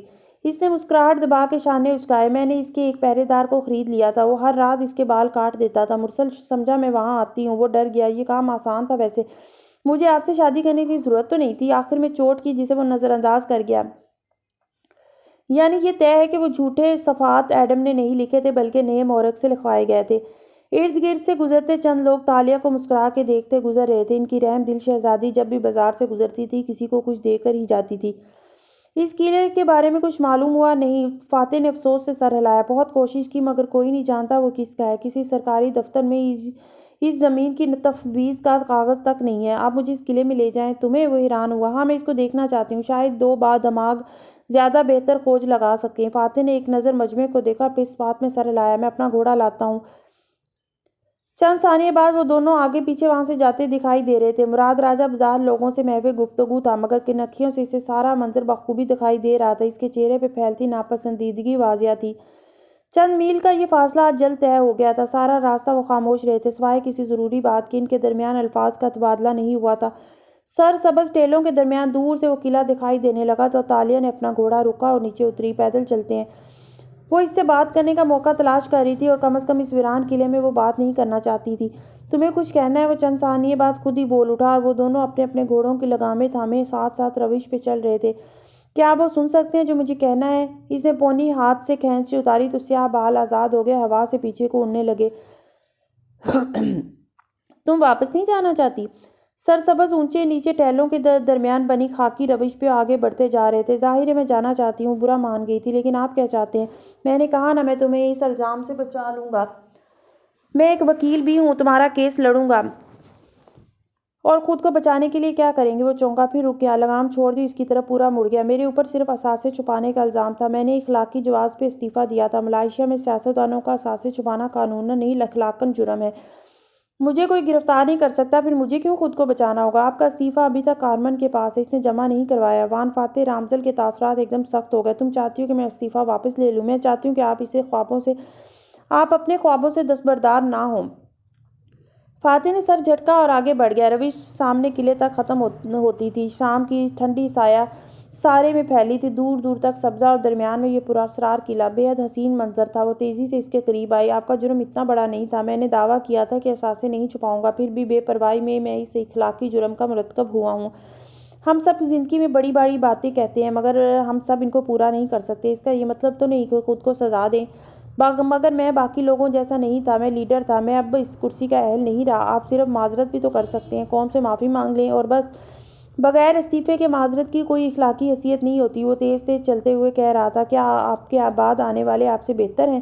اگر آپ یہ سمجھتے ہیں کہ فاتح کہ وہ آپ سے بہتر ہیں تو آپ کا استعفیٰ عظمت کا ثبوت کہلائے گا، لیکن اگر حقیقت اس کے برعکس ہے تو آپ کا استعفیٰ بزدلی ہے، حقیقت سے فرار ہے۔ وہ ٹھہر گیا اور گردن موڑ کے عجیب سی نظروں سے اسے دیکھنے لگا۔ جس وقت لوگوں کو آپ کی ضرورت تھی آپ نے ان کو چھوڑ دیا اور ملک کو ناخلف جانشینوں کے حوالے کر دیا۔ مرسل شاہ جیسے لوگ پردھان منتری بن جائیں گے، کیا آپ اس بوجھ کے ساتھ زندگی گزار سکیں گے؟ بولتے بولتے اس کا سانس پھول گیا۔ پھر وہ قلعے کی جانب بڑھ گئی۔ اس کا سفید گھوڑا پیروی میں پیچھے چلنے لگا، جبکہ فاتح کا گھوڑا گھاس میں ادھر ادھر منہ مارنے لگا تھا۔ قلعہ پراسرار اور ویران ہونے کے ساتھ ساتھ خوبصورت بھی تھا۔ اس کی دیواریں اونچی تھیں، سرمئی پتھروں اور لکڑیوں کی بنی دیواریں۔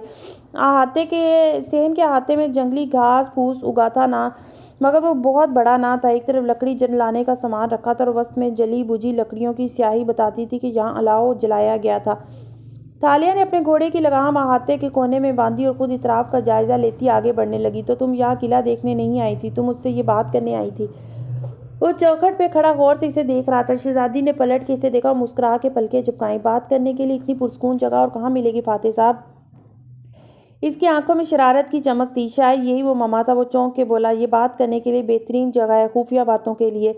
اس کی نظریں گھاس پہ ایک جگہ جلی ہوئی لکڑیوں پہ پڑی۔ ایک آدمی خود اپنے لیے اتنا بڑا الاؤ نہیں جلاتا، یہاں ایک سے زیادہ لوگ بیٹھتے ہوں گے، یعنی سن باؤ یہاں کسی سے ملتا ہے۔ اس کا کوئی خفیہ گروہ تھا۔ وہ دھیرے دھیرے قدم اٹھاتا، گھاس کو غور سے دیکھتا آگے بڑھ رہا تھا۔ کوئی ایسا خفیہ گروہ جو سلطان سے چھپا ہوا ہو اور اس کے آشکار ہونے سے سن باؤ ڈرتا ہو۔ مگر یہ قلعہ کس کا ہے؟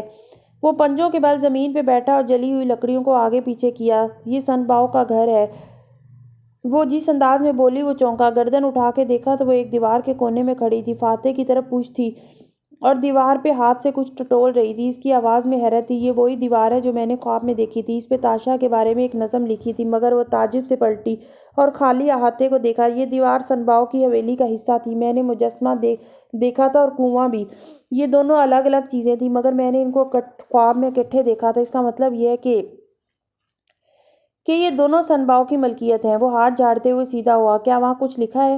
تالیہ نے گردن جھکا کے غور سے دیکھا۔ شام ڈوب رہی تھی اور نیلا اندھیرا چھانے لگا تھا۔ یوں معلوم ہوتا تھا دیوار پہ کچھ لکھا ہے، مگر پڑھا نہیں جا سکا۔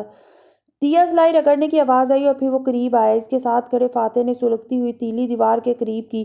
ایک لمحے کے لیے تالیہ نے نہیں دیکھا کہ دیوار پہ کیا تھا۔ زندگی ایک لمحے کے لیے کتنی خوبصورت تھی نا! وہ ہر مسئلے سے آزاد تھی، ساتھ تھے دنیا کے شور ہنگامے سے دور، اپنے گھوڑوں کے ساتھ اس خوبصورت قلعے میں۔ شعلہ پوری تیلی کو کھا گیا تو فاتح نے اسے گرا دیا۔ روشنی بجھی تو وہ چونکی۔ نہیں، یہ نظم نہیں ہے، یہ لکیریں ہیں۔ وہ دوسری تیلی رگڑ رہا تھا۔ تالیہ نے سر جھٹکا اور توجہ دیوار کی طرف مرکوز کی۔ ابھی مسئلے ختم نہیں ہوئے تھے، ابھی وہ خوش نہیں ہو سکتی تھی۔ ہر 7 لکیروں کو کاٹا گیا ہے۔ یہ دنوں کا حساب ہے، ہفتوں کا۔ ہاں، قدیم زمانے میں لوگ اسی طرح دن گنتے تھے۔ یہ دیکھو، آخری اس نے گنا، آخری 60 دنوں کے اوپر کاٹا نہیں گیا۔ یعنی سن باؤ اس کے ساتھی جو بھی پلان کر رہے ہیں، اس کے وقوع پذیر ہونے میں 60 دن رہتے ہیں، شاید اس سے کم، کیونکہ ہمارے چھاپے کے بعد سن باؤ ادھر نہیں آیا اور جتنے دن گزرے وہ اس نے نہیں کاٹے۔ اب سوال یہ ہے کہ سن باؤ کے ساتھی کون ہیں اور وہ کیا پلان کر رہے ہیں؟ وہ مڑ گیا اور لکڑیوں کی طرف آیا، پھر جھک کے انہیں اٹھانے لگا۔ آپ کیا کر رہے ہیں؟ آگ جلا رہا ہوں۔ کیا تمہیں اندھیرے میں بیٹھنا ہے؟ اس کی غائب دماغی پہ اسے ٹوکا تو اس نے خفت سے سر جھٹکا۔ اب آپ سن باؤ کے خلاف کیا کریں گے؟ قلعے کے احاطے میں الاؤ جل رہا تھا اور وہ دونوں پتھروں پہ اس کے گرد بیٹھے تھے۔ رات پوری طرح پھیل چکی تھی۔ وہ دونوں تھوڑی دیر کے لیے مشعلیں لیے اندر گئے تھے اور کھنڈر کمروں کا جائزہ لیا تھا۔ وہ انچھوئے لگتے تھے، گویا سن باؤ کے ساتھی صرف احاطہ استعمال کرتے تھے۔ مجھے معلوم ہے مجھے سن باؤ کا کیا کرنا ہے۔ وہ اب مطمئن تھا، جیسے اسے معلوم ہو وہ سن باؤ کو کیسے استعمال کر سکتا تھا۔ آپ کو میرے ساتھ نہیں آنا چاہیے تھا، وہ شکوہ کرتے ہوئے بولی۔ نہیں، میرا کوئی خاص کام نہیں تھا آج، راجا بھی مصروف تھے، سو میں آ گیا۔ میں وقت کے سفر کی بات کر رہی ہوں۔ مجھے معلوم ہے تم کیا بات کر رہی ہو۔ اور پھر سے دونوں کے درمیان ایک شکوہ کناں خاموشی حائل ہو گئی۔ آگ سے لال انگارے چٹک چٹک کے اڑتے فضا میں گم ہونے لگے۔ آپ مجھ سے چاہتے ہیں کہ میں واپس جا کے حالات کا مقابلہ کروں؟ خود آپ لوگ اپنے لوگوں سے فرار حاصل کر رہے ہیں، میں فرار نہیں حاصل کر رہا۔ تازیہ تیزی سے بولا۔ ایسا لگتا تھا اس نکتے پہ وہ ڈسٹرب ہوتا ہے۔ تالیہ نے اپنی مسکراہٹ چھپا لی۔ اسے عفان فاتح کی دکھتی رگ مل گئی تھی۔ یہ فرار ہی ہے، آپ اپنے لوگوں کو نااہل اور ناخلف جانشینوں کے سپرد کر کے فرار ہو چکے ہیں عفان فاتح۔ وہ اس رگ کو مزید دبا رہی تھی۔ آپ نہیں ہوں گے تو اشر وزیر اعظم بن جائے گا، وہ ملک کو تباہ کر دے گا، اس کے ذمہ دار لوگ آپ کو سمجھیں گے۔ میں خود کو اس عہدے کا اہل نہیں سمجھتا، تو خود کو اہل بنائیں، مقابلے سے بھاگیں تو نہیں۔ میں نے بھرے مجمع میں دعویٰ کیا تھا کہ میں نے کبھی کوئی اثاثہ نہیں چھپایا۔ میری سزا ہے کہ ہم سب نے بہت سزا کاٹی ہے فاتح، بہت بڑی سزا۔ اب ان سزاؤں کو بند ہو جانا چاہیے۔ وہ ناگواری سے بولی۔ میں اپنے جرائم سے بھاگتے بھاگتے تھک چکی ہوں۔ میں واپس جاؤں گی، اس الزام کو فیس کروں گی، آزادی حاصل کروں گی۔ آپ واپس جائیں، اس اخلاقی جرم کے بوجھ سے چھٹکارا پائیں، اپنے مقصد کی طرف لوٹ جائیں۔ آج کے بعد ہم میں سے کوئی اپنے خوابوں پہ سمجھوتا نہیں کرے گا۔ کوئی سلگتی لکڑی زور سے چٹکی، لال انگارے اڑ اڑ کے فضا میں گم ہونے لگے۔ وہ خاموش ہو گیا اور سر نیچے گرا دیا۔ پھر کافی دیر بعد اس نے چہرہ اٹھایا اور پوچھا، کیا میرے عوام بھی تمہاری طرح سوچیں گے کہ میں فرار ہو رہا ہوں؟ اس کے چہرے سے لگتا تھا وہ ہرٹ ہوا ہے۔ اس کا سوال سادہ تھا، کسی حد تک معصوم بھی، اور اسی لمحے تالیہ کو احساس ہوا کہ سب سے اونچی کرسی والا بھی سب کچھ نہیں جانتا ہوتا۔ اسے بھی بہت سی باتیں دوسروں سے پوچھنی پڑتی ہیں، یا شاید کوئی بھی سب کچھ نہیں جانتا ہوتا۔ جی، وہ یہی سوچیں گے۔ اس نے سر ہلایا، پھر ٹھہر کے بولی، کیا میرے الفاظ آپ کو تکلیف دے رہے ہیں؟ الاؤ کے پار بیٹھا فاتح مسکرایا۔ ایک آدمی تھا تمہاری طرح کا، وہ ایک تتلی کے بچے کو تکلیف میں نہیں دیکھ سکتا تھا، وہ کہنے لگا، اور وہ دلچسپی سے عفان فاتح کی ایک نئی کہانی سننے لگی۔ تتلی کا بچہ اپنے حفاظتی ریشمی خول میں بند تھا۔ اس نے دیکھا کہ وہ باہر نہیں آ پا رہا، اسے بہت کوشش کرنی پڑ رہی ہے، تو اس آدمی نے اس احتیاط سے اس کو کاٹ کے کھول دیا اور تتلی کا بچہ باہر آ گیا۔ اسے لگا اس نے اسے تکلیف سے بچایا، مگر اس نے افسوس بھری سانس کھینچی۔ اس بچے کے پنکھ چھوٹے تھے اور مکمل طور پر نہیں بن سکے تھے۔ سو وہ جلدی مر گیا۔ جانتی ہو کیوں؟ کیونکہ اگر وہ کون سے نکلنے کے لیے خود اسٹرگل کرتا تو اس کے پروں تک خوراک پہنچتی، وہ انہیں زور لگا کے پھیلاتا تو وہ مضبوط بنتے، وہ اپنے زور پہ باہر آتا تو صحت مند ہوتا۔ وہ اداس مسکراہٹ سے کہہ رہا تھا، ہماری پریشانیاں بھی ہمارا کون ہوتی ہیں، ان سے نکلنے کے لیے تکلیف ہمیں ہی اٹھانی پڑتی ہے۔ میں تمہاری باتوں کی تکلیف سے نہیں ڈرتا، تم نے اچھا کیا مجھ سے سچ بولا۔ جھوٹ بول کے کسی کو تکلیف سے بچا کے خود ہی اس کا کون کھول دینا ٹھیک نہیں ہوتا، اس لیے اپنے دوستوں کو ان کے حصے کی تکلیف کاٹنے دینی چاہیے۔ وہ پھیکا سا مسکرائی۔ وان فاتح کے سارے فلسفے ایک طرف، وہ جانتی تھی وہ اپنی باتوں سے اسے دکھ دے گئی ہے، وہ اپنی طرف سے بے اخلاقی بنیاد پہ قربانی دے رہا تھا، لیکن دنیا والے ایسی قربانیوں کی قدر نہیں کرتے۔ تمہیں کیا لگتا ہے میرا وہ فیصلہ غلط تھا؟ اس کی وجہ سے میری یادداشت واپس آئی تھی۔ وہ آگ کو دیکھتے ہوئے یاد کر کے بولا، سارے کھیل وقت کے ہیں فاتح، اس وقت وہ درست فیصلہ تھا، آپ نے اس کو لینے کی جرت کی، یہ بہت بڑی بات تھی، لیکن وقت نے آپ کو سوچنے کا موقع دیا۔ ہماری دنیا میں وقت آپ کے اگلے اور بہتر فیصلے کے لیے ٹھہرا ہوا ہے۔ وہ صرف مسکرا دیا، نہ جانے راضی ہوا تھا یا نہیں، فی الوقت کے لیے اتنا بہت تھا۔ اگر ہمارا پلان کامیاب ہو جائے تو ہم بہت جلد واپس جا سکیں گے۔ فاتح نے بات بدل دی، کیا بابا ہمیں اتنی آسانی سے جانے دیں گے؟ میں ہر چیز ٹھیک کر لوں گا۔ وہ رکا۔ بنگاریہ ملایو کے مطابق شہزادی تاشا کے کردار کا انجام کیا ہوا تھا یاد ہے؟ اس نے مڑ کے اس دیوار کو دیکھا جس پہ کوئی نظم نہ لکھی تھی۔ سلطان نے جب شہزادی سے راستہ الگ کیا تو شہزادی کی ملاقات برونائی کے ایک جلا وطن شہزادے سے ہوئی تھی۔ برونائی کا ولی عہد، رائٹ؟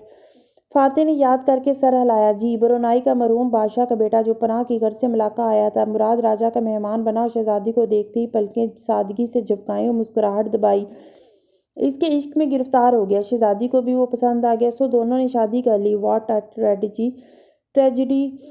وان فاتح نے ناگواری سے کندھے اچکائے، گردن موڑ لی۔ مگر تم نے کہا تھا اس دیوار کی نظم میں شہزادی کی غلام سے شادی کا تذکرہ تھا۔ وہ نظم بنگاریہ ملایو میں نہیں ہے، وہ میں نے صرف خواب میں دیکھی تھی۔ بنگاریہ ملایو کے مطابق شہزادی کی شادی برونائی کے ولی عہد سے ہوئی تھی۔ فاتح نے سنجیدہ مگر ناپسندیدہ نظروں سے اسے دیکھا، بولا کچھ نہیں۔ برونائی کے ولی عہد اور شہزادی تاشا شادی کے بعد برونائی کے بحری سفر پہ روانہ ہو گئے۔ راستے میں ایک روز شہزادی ایک جادوئی سوئی سے کڑھائی کر رہی تھی جب ولی عہد اس کے پاس آیا۔ شہزادی نے منع کیا کہ اس کے ہاتھ میں جادوئی سوئی ہے، اس لیے وہ قریب نہ آئے، مگر ولی عہد نے اسے مذاق سمجھا۔ یوں ہنسی مذاق میں ولی عہد کی پسلی میں سوئی چبھ گئی اور وہ فوراً سے نیلا پڑ گیا۔ چند لمحوں میں اس کی موت واقع ہو گئی۔ شہزادی اس واقعے سے اتنی دل برداشتہ ہوئی کہ اس نے اپنی زندگی ختم کر لی۔ یوں اس بحری سفر سے وہ کبھی واپس نہیں آئی۔ شہزادی کو کیا ضرورت تھی جادوئی سوئی سے کڑھائی کرنے کی؟ وہ غلطی سے کسی کی پسلی میں سوئی کیسے چبھ سکتی ہے؟ سو اسٹوپڈ! اس نے ناگواری سے سر جھٹکا۔ ویسے اگر کسی دن آپ کو بابا نے کسی نئے مہمان سے متعارف کروایا اور کہا کہ یہ برونائی کا ولی عہد ہے تو آپ کیا کریں گے؟ میں کہوں گا کہ یہ بہت جلد مرنے والا ہے، اب چلو ہمیں دیر ہو رہی ہے۔ وہ تاکہ کہتا ہوا اٹھا، لباس جھاڑا۔ تالیہ کے لبوں سے مسکراہٹ جدائی نہیں ہو رہی تھی، اب بھلے وہ آخر میں مر گیا ہو، لیکن بنگاریہ ملایو کہتی ہے کہ شہزادی اس کی محبت میں واقعی گرفتار ہوئی تھی۔ وہ اسے مزید برہم کرنے کے لیے کہہ رہی تھی، مگر اندر سے وہ جانتی تھی کہ یہ ساری کہانی فرضی تھی اور یقیناً سلطان کے نئے مورخ نے لکھی تھی۔ What a tragedy! جس وقت وہ دونوں بندھارا کے محل میں واپس آئے، اس نے حرم کے دروازے پہ تالیہ کو الوداع کہا اور خود محل کے اس حصے کی جانب بڑھ گیا جہاں اس کا کمرہ تھا۔ گھوڑا راستے میں رسائی کے حوالے کر کے وہ راہداری میں داخل ہوا تھا کہ دیکھا کہ مراد راجہ کے ایک سپاہی سامنے سے چلا آ رہا ہے۔ وان فاتح اسے دیکھ کے وہ اطلاع دینے والے انداز میں بولا، صبح محل میں مقررہ وقت سے پہلے پہنچنا ہے۔ کوئی خاص بات ہے کیا؟ ہاں، راجہ نے کہا ہے کہ کچھ مہمان آئے ہیں، ان کا تعارف کرانا ہے آقا سے۔ پھر چہرہ قریب کیا اور سرگوشی میں بتایا، سنا ہے برونائی کا ولی عہد بھی آ رہا ہے۔ وان فاتح کے تاثرات سپاٹ ہو گئے، ماتھے پہ بل پڑ گیا۔ برونائی کا جلا وطن شہزادہ؟ ہاں، راجہ نے کہا ہے کہ سارے شہر میں خبر پھیلا دی جائے کہ برونائی کا جلا وطن شہزادہ ہمارے محل میں قیام کرے گا اور دربار کا حصہ ہوگا، دیکھیں گے۔ وہ ناگواری سے کہتا آگے بڑھ گیا۔ ایک عجیب سی بے چینی نے اسے آن گھیرا تھا۔ اس نے اپنا نکاح نامہ مراد راجہ کو دے دیا تھا۔ اس کے پاس اپنے اور تالیہ کے تعلق کا کوئی ثبوت نہ تھا۔ راجہ اس خوش فہمی میں تھا کہ تالیہ ہمیشہ اس کے پاس رہے گی۔ کیا اس لیے وہ اب غیر ملکی امیر زادوں کو ملاقہ مدعو کر رہا ہے؟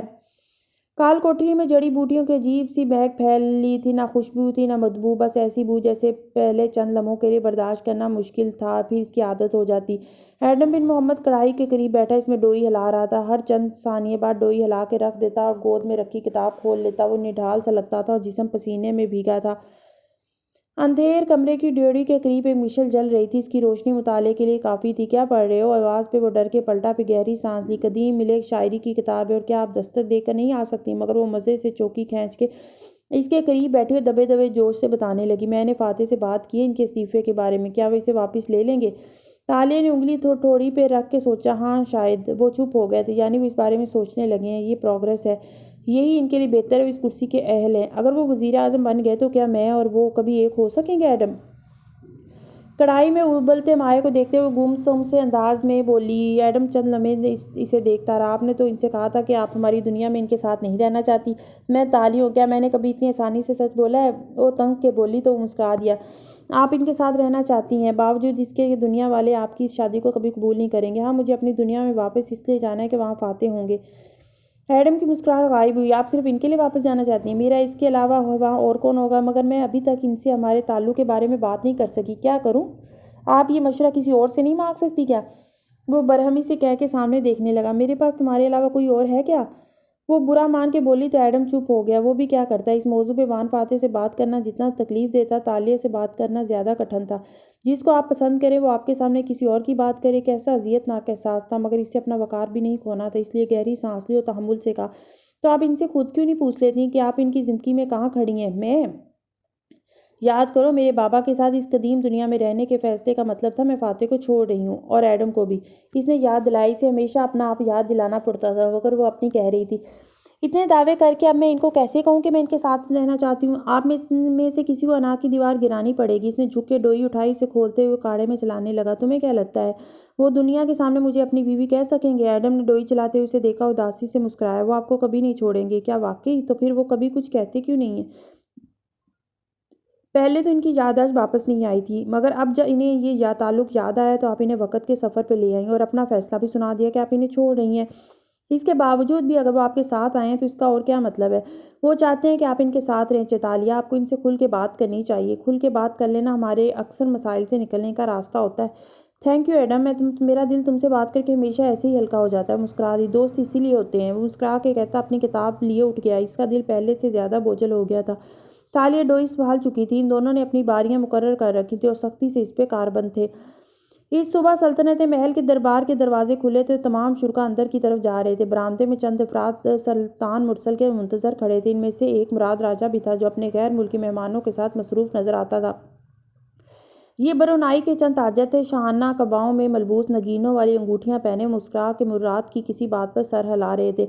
वान फाते एक सतून के साथ खड़ा चुभती नज़रों से इनको देख रहा था। इनमें से वली अहद कौन था? ये सब डेढ़ उम्र या उम्र रसीदा लगते थे। मैंने सुना था कि बरोनाई के बादशाह ने अपने एक बेटे को जिला वतन कर दिया है।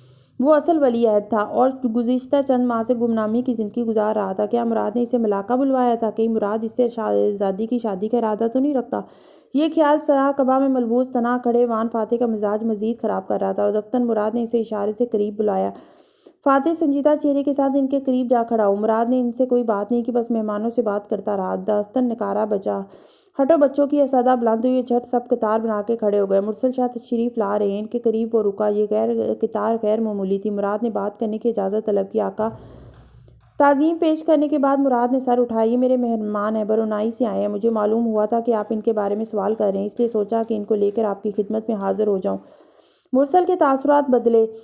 वो मुस्कुराया। क्या बरोनाई का जिला वतन वली अहद हमारे मुल्क में है? सरसरी निगाह इस वफ़द पे डाली। जी आका, ये शमसुद्दीन बरोनाई का जिला वतन वली अहद। मुराद राजा ने कहते हुए हाथ से वान फाते की तरफ इशारा किया।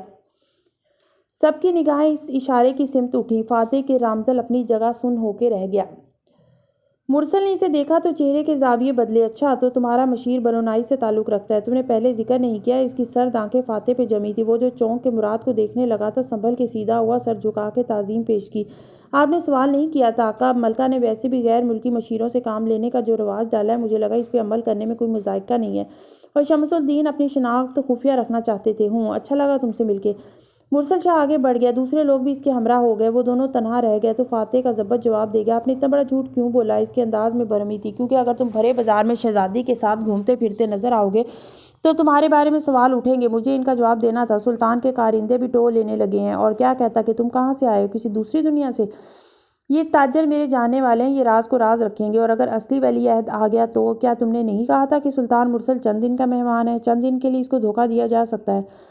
फाते ने ज़ब्बत का तल्ख घोंट अंदर उतार लिया। खामोश हो गया। लेकिन फिर वो दरबार में नहीं गया। वो इस वक्त ताज़ा हवा में रहना चाहता था। वो घूम के महल के पिछले हिस्से में आ गया। यहाँ दरख्तों के दरमियान मसनूई फवारा उबल रहा था। वो इसके करीब आया और झुक के चल्लू भर पानी भरा। پھر اسے چہرے پہ ڈالا اور یہ عمل کئی دفعہ دہرایا، یہاں تک کہ گریبان بھیگ گیا۔ ملاقہ آنے کے بعد اس سے پہلے وہ مختلف قسم کے احساسات سے گزرا تھا، مگر یہ احساس سب سے عجیب تھا۔ برونائی کے ولی عہد کی موت کیا شہزادی تاشا کے ہاتھوں ہوئی تھی؟ اس نے سر جھٹکی، اس خیال کو بھی جھٹکنا چاہا، مگر اب یہ آسان نہ تھا۔ یہ ایسے تھا جیسے گردن کی پشت پہ کوئی بچھو دھیرے دھیرے چل رہا ہو، جیسے رات کو کمرے کے باہر قدموں کی چاپ مدھم آواز میں سنائی دیتی ہو، جیسے کوئی بلا تعاقب میں ہو۔ وہ آستین سے چہرہ پوچھتے ہوئے مڑا تو ٹھٹک گیا۔ سامنے سن باؤ کھڑا تھا، چہرے پہ طنزیہ مسکراہٹ تھی۔ برونائی کا ولی عہد: مراد راجہ نے اچھی کہانی گھڑی ہے، لیکن میں تمہاری حقیقت جانتا ہوں، طنز سے کہتا اس کے سامنے آ کھڑا ہوا۔ اب وہ دونوں درختوں کے درمیان آمنے سامنے کھڑے تھے۔ میں نے مراد راجہ کی چند چیزوں کی تلاشی بھی لی ہے۔ معلوم ہوتا ہے کہ اس کے پاس لوگوں کو مستقبل کے زمانے میں بھیجنے کا جادو ہے۔ تم مستقبل سے آئے ہو اور تم ہم سب کا مستقبل بھی جانتے ہو۔ بس یہی معلوم ہوا ہے تمہیں؟ اگر تم مجھ سے مہذب انداز میں پوچھتے تو میں خود ہی بتا دیتا۔ تم نے ایسے ہی وقت ضائع کیا۔ سنباؤ کو ہنس دیا تھا، جیسے اسے کوئی فرق نہ پڑا ہو۔ میں 600 برس بعد کے زمانے سے آیا ہوں۔ سنباؤ کی چھوٹی آنکھیں برہمی سے مزید چھوٹی ہیں۔ تم نے ملکہ کو دھمکی دی، پھر میرے پیچھے آئے۔ اس وقت سے ڈرو وان فاتح، جب ہم تمہارے پیچھے آئیں گے۔ فاتح آرام سے فوارے کی منڈیر پہ بیٹھا اور سر اٹھا کے سنباؤ کو دیکھا۔ پیچھے فوارے سے آتے چھینٹے اس کی پشت پہ ٹھنڈی فوار کی طرح برسنے لگے۔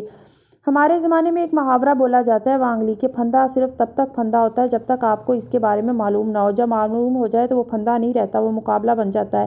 مجھے مقابلے کب برے لگے ہیں؟ مسکرا کے شانے اچکائے۔ وانگلی نے بس طنزیہ مسکرا کے ہنکارا بنا اور مڑ گیا۔ اس کے جاتے ہی فاتح کے چہرے سے مسکراہٹ غائب ہوئی۔ برونائی کا ولی عہد کا انجام پھر سے یاد آنے لگا تھا۔ محل کی پشت پہ حرم کا برآمدات بنا تھا، جس پہ شاہانہ طرز کی کرسیاں لگی تھیں۔ ملکہ یان سوفو وہاں بیٹھی چائے پی رہی تھی۔ کنیزیں اور غلام ارد گرد مستعد کھڑے تھے۔ ملکہ کا لباس گلابی تھا، پیالی پہ بھی گلابی رنگ کے نقش و نگار بنے تھے۔ اس کا پیالی تھامنے کا انداز بھی محبت لیے ہوئے تھا۔ یہ اس کے چین سے لائے خاص برتن تھے اور ان کے ساتھ ملکہ کے جذبات جڑے تھے۔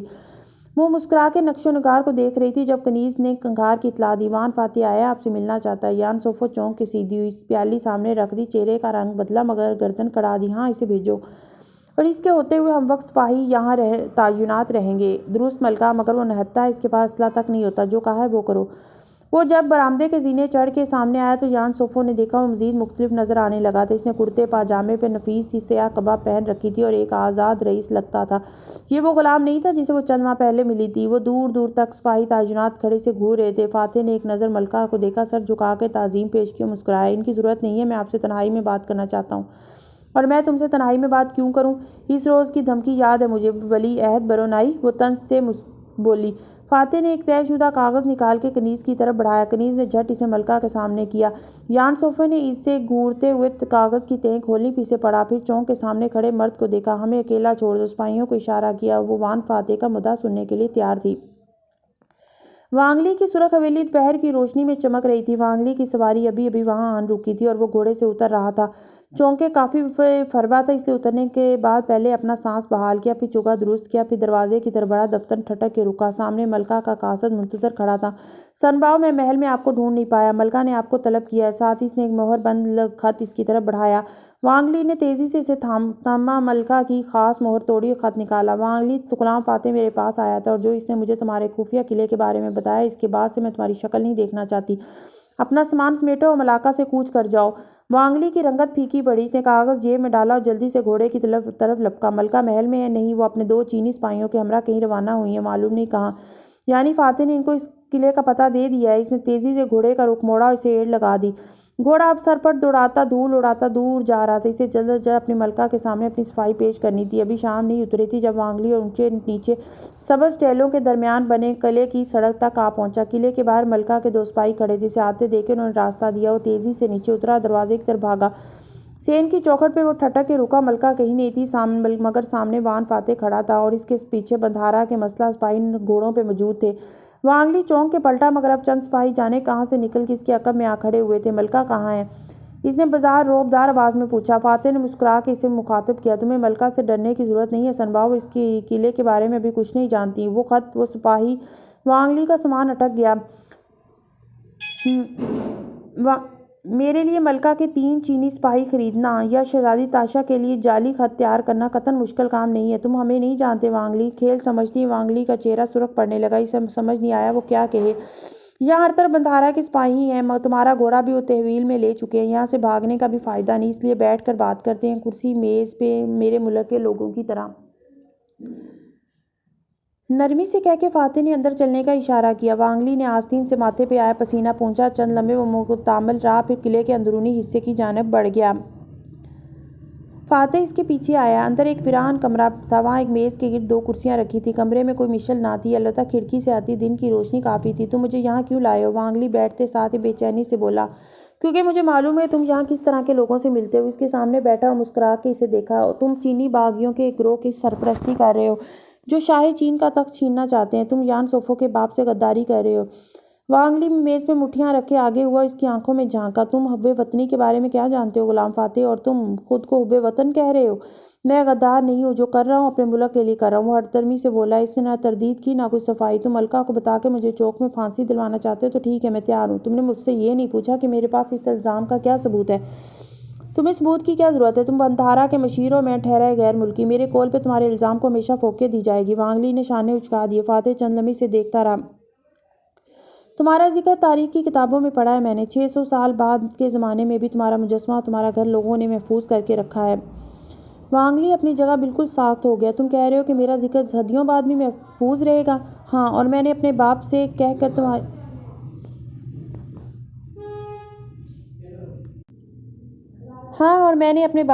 تمہاری سرخ حویلی خریدی تھی۔ جانتے ہو کیوں؟ کیونکہ اس میں ایک مجسمہ تھا، سن باؤ وانگلی کا مجسمہ۔ میں وانگلی کا بچپن سے پرستار تھا۔ میں نے تاریخ کی کتابوں میں اس کا ذکر اچھے الفاظ میں پڑھا تھا اور زخمی مسکراہٹ کے ساتھ کہہ رہا تھا، اور وانگلی سکتے میں چلا گیا تھا۔ مجھے کیسے معلوم کہ تم سچ کہہ رہے ہو؟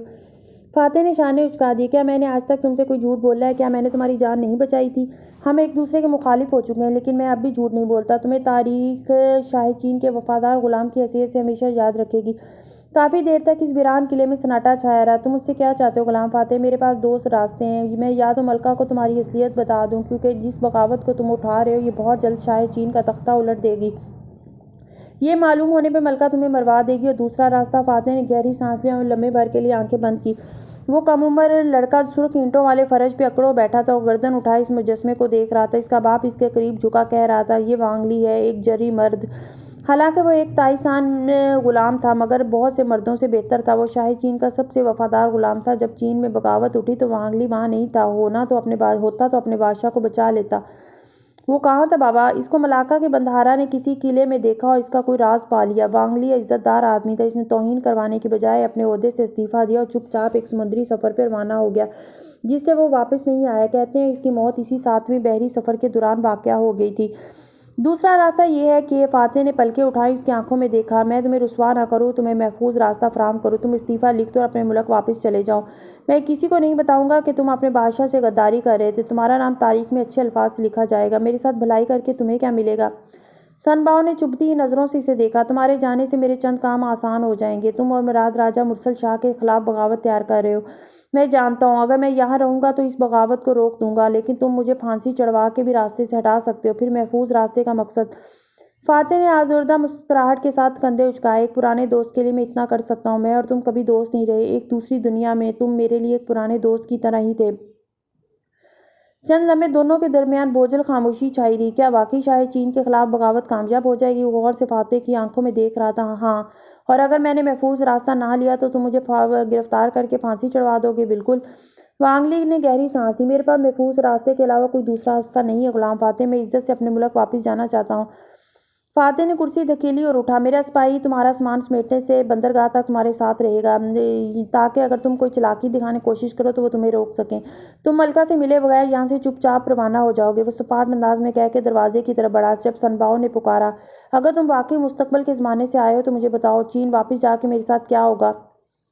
فاتح کے قدم وہیں زنجیر ہو گئے۔ پھر اس نے گہری سانس اندر کھینچی۔ تم کبھی ملاکا واپس نہیں آؤ گے، میں بس اتنا بتا سکتا ہوں۔ وانگلی نے شانے اچکائے۔ مجھے نہیں معلوم تم سچ بول رہے ہو یا جھوٹ، لیکن میں واپس چین جانا چاہتا ہوں۔ وانگلی کے پاس اس کے علاوہ کوئی راستہ نہ تھا، مرنے سے ہی بہتر تھا، مگر اس کو یہ معلوم نہ تھا کہ وہ کبھی بھی چین نہیں پہنچ پائے گا۔ اتوار 22 جنوری جونگکا اسٹریٹ، ملاکا۔ وہ انسانوں کے ہجوم کے درمیان سر جھکائے چل رہی تھی، پیر اٹھاتی کہیں تھی، پڑتا کہیں تھا۔ کبھی ذہن یہ سوچنے لگتا کہ اب وہ کیا کرے، کبھی وہ گزرے واقعات کو یاد کرنے لگ جاتی۔ اسے وہ دن یاد آیا جب فاتح نے اسے تنبیہ کی تھی۔ وہ درست کہہ رہا تھا، اس کی ایک لمحے کی خطا اتنا بڑا نقصان کر سکتی تھی۔ کیسے؟ اس سے کیسے ہوئی یہ غلطی؟ سب کچھ ٹھیک جا رہا تھا، ہر چیز پلان کے مطابق جا رہی تھی، پھر وہ کیسے ایک لمحے کے لیے ہر شے سے غافل ہو گئی؟ چلتے چلتے وہ ایک دفعہ پھر اسی کافی شاپ کے دروازے تک آ رکی۔ بارستہ نے اس کی طرف دیکھا تو مسکرا کے استقبالی انداز میں اندر آنے کو کہا۔ وہ گمسم سی سے دیکھنے لگی، پھر اندر داخل ہو گئی۔ کیا آپ کچھ لیں گی؟ وہ اس کے قریب آ کے بولا۔ کچھ دیر پہلے وہی تھا جس کے سامنے وہ روئی تھی اور پھر شاپ سے باہر نکل گئی تھی۔ بارستہ کو ابھی تک سمجھ نہیں آیا تھا کہ وہ تنہا اداس سی لڑکی اتنی عام سی بات پہ کیوں رونے لگ گئی تھی۔ البتہ وہ بہتر لگ رہی تھی، آنکھیں خشک تھیں اور انداز گمسم سا۔ میرے پاس پیسے نہیں ہیں، میں دور سے سفر کر کے آئی ہوں، اکیلی ہوں، وہ اٹک اٹک کے کہہ رہی تھی۔ فکر نہ کریں، ایک کپ ہمارے اوپر ہے، آئیے۔ وہ اسے ایک میز تک لے آیا، اس سے من پسند کافی پوچھی اور خود واپس کاؤنٹر کی طرف چلا گیا جہاں وہ 2-3 گاہک آن کھڑے ہوئے تھے۔ وہ شیشے والے دروازے کے ساتھ بیٹھی گمسم سی باہر دیکھ رہی تھی۔ باغ کے سرسبز درختوں کے درمیان وہ ایزل اور کینوس سیٹ کے یہ پینٹ کرتی دکھائی دے رہی تھی۔ رنگ کے دھبے انگلیوں اور بازوؤں پہ بھی لگے تھے۔ وہ گردن جھکائے مسکراتے ہوئے رنگ بھر رہی تھی۔ جب آہٹ پہ چونکی، سر اٹھایا تو دیکھا وہ سامنے سے چلا آ رہا تھا۔ آج اس نے بھورا کرتا پاجامہ پہن رکھا تھا، سیاہ کبا ندارو تھی۔ اسے دیکھ کے تکان سے مسکرایا۔ آپ تھکے تھکے لگتے ہیں ولیعہد برونائی، سنباؤ کو روانہ کر کے آیا ہوں، ساتھ میں شاہی مورخ کو وہ سب بھی لکھوایا جو ہم نے کتاب میں پڑھا تھا۔ سنباؤ عزت سے ہماری کہانی سے الگ ہو چکا ہے اور ثابت ہوا کہ اس قصے کو ایڈم نے نہیں، میں نے کتاب کا حصہ بنایا تھا۔ تالیہ برش رکھنے لگی تو وہ بے دھیانی سے ہاتھ سے پھسل گیا۔ ان اوزاروں کے ساتھ احتیاط کیا کریں شہزادی، آپ کی ذرا سی غلطی کسی کی جان لے سکتی ہے۔ اس کے انداز میں جانے کیا تھا۔ تالیہ نے چونک کے اسے دیکھا۔ اوہ پلیز فاتح، مجھے اب اس کتاب کے ایک لفظ پہ بھروسہ نہیں ہے، وہ برا مان گی، میں آپ کی جان نہیں لوں گی، بے فکر رہیں۔ معلوم نہیں کیا حقیقت ہے، کیا افسانہ۔ فاتح نے شانے اچکائے۔ وہ اس بارے میں نہیں سوچنا چاہتا تھا۔ آپ نے اپنے استعفے کے بارے میں کیا فیصلہ کیا؟ کچھ دیر بعد وہ دونوں ساتھ ساتھ باغ کے درمیان روش پہ چل رہے تھے جب تالیہ نے پوچھا، مجھے نہیں معلوم۔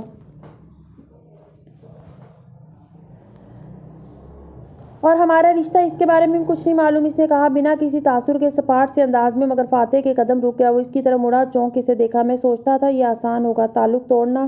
اس کا دل زور سے دھڑکا ہوں، استعفیٰ دے کر تمہارے ساتھ زندگی گزارنا آسان ہوگا، میرے اوپر سے ذمہ داریوں خوابوں کا بوجھ ختم ہو جائے گا، میڈیا مجھ سے جواب طلبی نہیں کرے گا، میں جس کے ساتھ چاہوں رہ سکوں گا، ایک ہر پرسکون پرائیویٹ لائف۔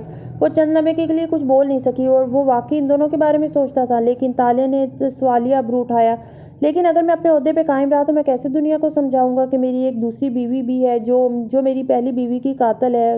وہ برہمی سے بولی۔ فاتح نے گہری سانس لی۔ نہیں، جو مجھ سے عمر میں 20 سال چھوٹی ہے اور جو مجھ سے بہت مختلف ہے۔ آپ لوگوں سے ڈرتے ہیں، اسے یقین نہیں آیا۔ ہاں، اپنے لیے نہیں، نہ ہی اس بات سے کہ اسرا کی موت تازہ ہے، نہ یہ یا میرے 2 بچے ہیں۔ میں تمہارے لیے ڈرتا ہوں، وہ اس کی آنکھوں میں دیکھتے ہوئے سنجیدگی سے کہہ رہا تھا۔ تم اس دن درست کہہ رہی تھی، اگر تم مجھ سے تعلق کے حوالے سے تم لائم لائٹ پہ آئیں تو میڈیا تمہیں ہوم ریکر ثابت کرے گا، اسرا کے قتل کا الزام سب کو سچ لگے گا، وہ تمہاری کردار کشی کریں گے، وہ تم پہ اتنا کیچڑ اچھالیں گے کہ میں برداشت نہیں کر سکوں گا، وہ دکھ سے کہہ رہا تھا۔ تالیہ چند لمحے اس کی آنکھوں کو دیکھتی رہی۔ آپ کیا چاہتے؟ تم نے کہا تھا کہ تم میرے ساتھ نہیں رہنا چاہتی کیونکہ اس طرح سب تمہیں قصوروار کہیں گے۔ مجھے معلوم ہے میں نے کیا کہا تھا، وہ تیزی سے بولی۔ کچھ اختلافات انسان رد کیے جانے کے لیے پیش کرتا ہے، لیکن میں آپ سے پوچھ رہی ہوں کہ آپ کیا چاہتے ہیں؟ کیا مجھے چھوڑنا چاہتے ہیں؟ تالیہ کو محسوس ہوا کہ اس کی آنکھیں بھیگ رہی ہیں، اس لیے وہ انہیں جھپک نہیں رہی تھی۔ کوئی تالیہ مراد کو کیسے چھوڑ سکتا ہے؟ وہ مسکرا کے بولا اور ایک پل کے لیے اس کی ساری مسافرتیں انجام کو پہنچی، ساری ریاستوں کا پھل مل گیا۔ اس کی آنکھ کے کنارے سے پانی کا قطرہ نکلا اور نیچے لڑھک گیا۔ مگر اس روز جو کچھ تم نے کہا، ان باتوں نے میرے لیے یہ فیصلہ مشکل بنا دیا، اور میں نے یہی کہا تھا کہ میں آپ کے ساتھ واپس جانا چاہتی ہوں۔ کیا آپ میرے ساتھ رہنا چاہیں گے؟ وہ درختوں کے درمیان آمنے سامنے کھڑے تھے۔ اگر مجھے تمہارے ساتھ نہ رہنا ہوتا تو میں اپنی دنیا چھوڑ کے تمہارے لیے یہاں نہ آتا۔ اور تالیہ کو اپنے سارے جواب مل گئے تھے۔ وہ ایک دم ہلکی پھلکی ہو کے مسکرا دی۔ لیکن آپ اپنا استعفیٰ واپس لے لیں گے؟ یہ سب کہنا آسان ہو گیا تھا۔ وہ چپ ہو گیا۔ اگر میں دوبارہ اپنا کیریئر کی طرف گیا تو تمہارے لیے زندگی مشکل ہو جائے گی۔ ہو جائے۔ وہ ابھی تک مسکرا کے اس کو دیکھ رہی تھی۔ اور تم سب میرے سب مسئلوں میں آخر تک میرے ساتھ رہو گی۔ میں نے آپ سے بہت پہلے کہہ دیا تھا کہ اگر سارے ملائشیا میں کوئی آپ پہ یقین کرنے کو تیار نہ ہو تب بھی میں وہ واحد انسان ہوں گی جو آپ کے ساتھ کھڑی ہوں گی۔ کیا آپ کو اب بھی تالیہ کی ہمت پہ شک ہے؟ ہم اسی لیے یہاں کھڑے ہیں کیونکہ تمہارے اعصاب اسرا کے قتل کا الزام نہیں سہ سکے تھے، مگر میں نے سبق سیکھ لیا ہے، وہ میری غلطی تھی، اب میں اس کو نہیں دہراؤں گی۔ وہ کچھ کہے بنا آگے بڑھ گیا تو وہ اس کے پیچھے آئی۔ اگر آپ میرے ساتھ رہنا چاہتے تھے تو اتنا عرصہ مجھے بتایا کیوں نہیں؟ اور وہ گھوم کے اس کے سامنے آئی جب ایک عجیب سی آواز آئی۔ زن سے ایک تیر قریبی درخت میں پیوست ہوا۔ تالیہ تیزی سے نیچے ہوئی۔ یکے بعد دیگر تیر چل رہے تھے اور درختوں میں پیوست ہو رہے تھے۔ چند لمحے کے لیے اس کا ذہن بالکل سن ہو گیا۔ وہ محسوس کر سکتی تھی کہ فاتح اس کے ساتھ زمین پہ جھکا ہوا ہے۔ وہ اس کو نیچے رہنے کا کہہ رہا ہے اور پھر چلا چلا کے سپاہیوں کو بلا رہا ہے۔ عجیب خوفزدہ کر دینے والی گھڑی تھی وہ۔ چہرے کے سامنے بازوں کی کینچی بنائے سر نواڑے بیٹھی تھی۔ وہ حملہ آور تھے۔ آقا سپاہیوں کے آتے ہی بھاگ گئے اور ہم محل میں کہیں گم ہو گئے یا کیا معلوم باہر نکل چکے ہوں۔ اس نے سر اٹھایا تو ارد گرد جمگھٹا سا لگ چکا تھا۔ مراد راجہ کی پریشان اور غصیلی شکل سب سے پہلے نظر آئی۔ مراد نے ہاتھ سے اسے سہارا دیا تو اس کے سہارے سے اٹھی، پھر اس کے کندھے سے لگ کے کھڑی ہو گئی۔ یہ زہر میں بجھے تیر تھے۔ فاتح نے ایک تیر درخت کے تنے سے کھینچ نکالا اور پہلے اس کے پھل کو دیکھا، پھر نظر اٹھا کے مراد کو۔ درختوں کے باعث وہ نشانہ نہیں لے سکے، عجلت میں لگتے تھے، مگر وہ ڈرانے نہیں مارنے آئے تھے۔ مجھے کیوں مارنا چاہتے تھے؟ وہ دھیمی آواز میں بولی۔ اب تو ہر چیز ٹھیک ہو چکی ہے۔ کیا واقعی؟ فاتح ابھی تک تیر کے پھل کا معائنہ کر رہا تھا۔ مراد کے ماتھے پہ شکنوں کا جال بچھا تھا۔ اس نے ہاتھ کے اشارے سے سپاہیوں کو اشارہ کیا اور خود ان کے ساتھ آگے بڑھ گیا۔ فاتح نے اسے کونی سے تھاما اور اسے لیے محل کی طرف چل دیا۔ وہ پریشان لگتا تھا۔ وہ بھی قدرے شل سی اس کے ساتھ چل رہی تھی۔ انتہائی صدمے سے وہ سنبھل چکی تھی، لیکن تعجب ابھی تک برقرار تھا۔ مجھے کون مارنا چاہے گا؟ وہ اور ذہن مزید بیدار ہوا تو صبح کے سویرے کی طرح دماغ کے خانوں میں روشنی بھرنے لگا۔ ظاہر ہے وہ شخص جس کی گردن پہ تم نے چاقو رکھا تھا۔ وہ غصے سے بولا۔ اس کی کہنی اس نے اس کے کمرے کے دروازے تک پہنچ کے چھوڑ دی تھی۔ اب تم یہیں رہو گی، اندر سپاہیوں کے حصار میں۔ وہ فکرمندی اور برہمی سے کہہ رہا تھا۔ ہر چیز ہمارے منصوبے کے مطابق جا رہی ہے، ہم ذرا سی غلطی بھی نہیں افورڈ کر سکتے۔ تالیہ نے اس بات میں سر ہلا دیا۔ جب محبت کو پا لینے کی امید بن جائے تو جان جانے کا خوف کتنا بڑھ جاتا ہے۔ وہ بہت بہادر تھی، آج وہ ڈر گئی تھی۔ وہ مجھے نہیں مار سکتا، آپ فکر نہ کریں، اس نے فاتح سے زیادہ خود کو تسلی دی۔ وہ پلٹنے لگا جب وہ ایک دم بولی، اگر اس نے مجھے مار دیا اور میں آپ کے ساتھ واپس نہ جا سکی تو؟ وہ آہستہ سے پلٹا، افسوس سے اسے دیکھا۔ کیا تم کوئی اچھی بات نہیں کہہ سکتی؟ اگر میں آپ کے ساتھ واپس نہ جا سکی تو آپ مجھ سے ایک وعدہ کریں۔ نہیں، مجھے ایسے نہ دیکھیں، میری بات سنیں، آپ کو میری بات ماننی ہوگی۔ کہو مجھے کچھ بھی ہو جائے، لیکن آپ میں اپنے خوابوں سے دستبردار نہیں ہوں گے۔ آپ اپنا استعفیٰ واپس لیں گے اور اس عہدے تک پہنچیں گے جو برسوں سے آپ کا خواب تھا۔ آپ ایسا کریں گے نا فاتحہ؟ وہ مشلوں سے روشن قدیم راہداری میں کھڑے تھے۔ ان کے سائے دیوار پہ پڑ رہے تھے اور ماحول میں انجانا سا خوف در آیا تھا۔ میں استعفیٰ واپس لے لوں گا اور ہم تینوں ایک ساتھ واپس جائیں گے، میں یہ وعدہ کرتا ہوں، تسلی دلانے والے انداز میں کہہ کے فاتح نے اسے اندر جانے کو کہا اور خود آگے بڑھ گیا۔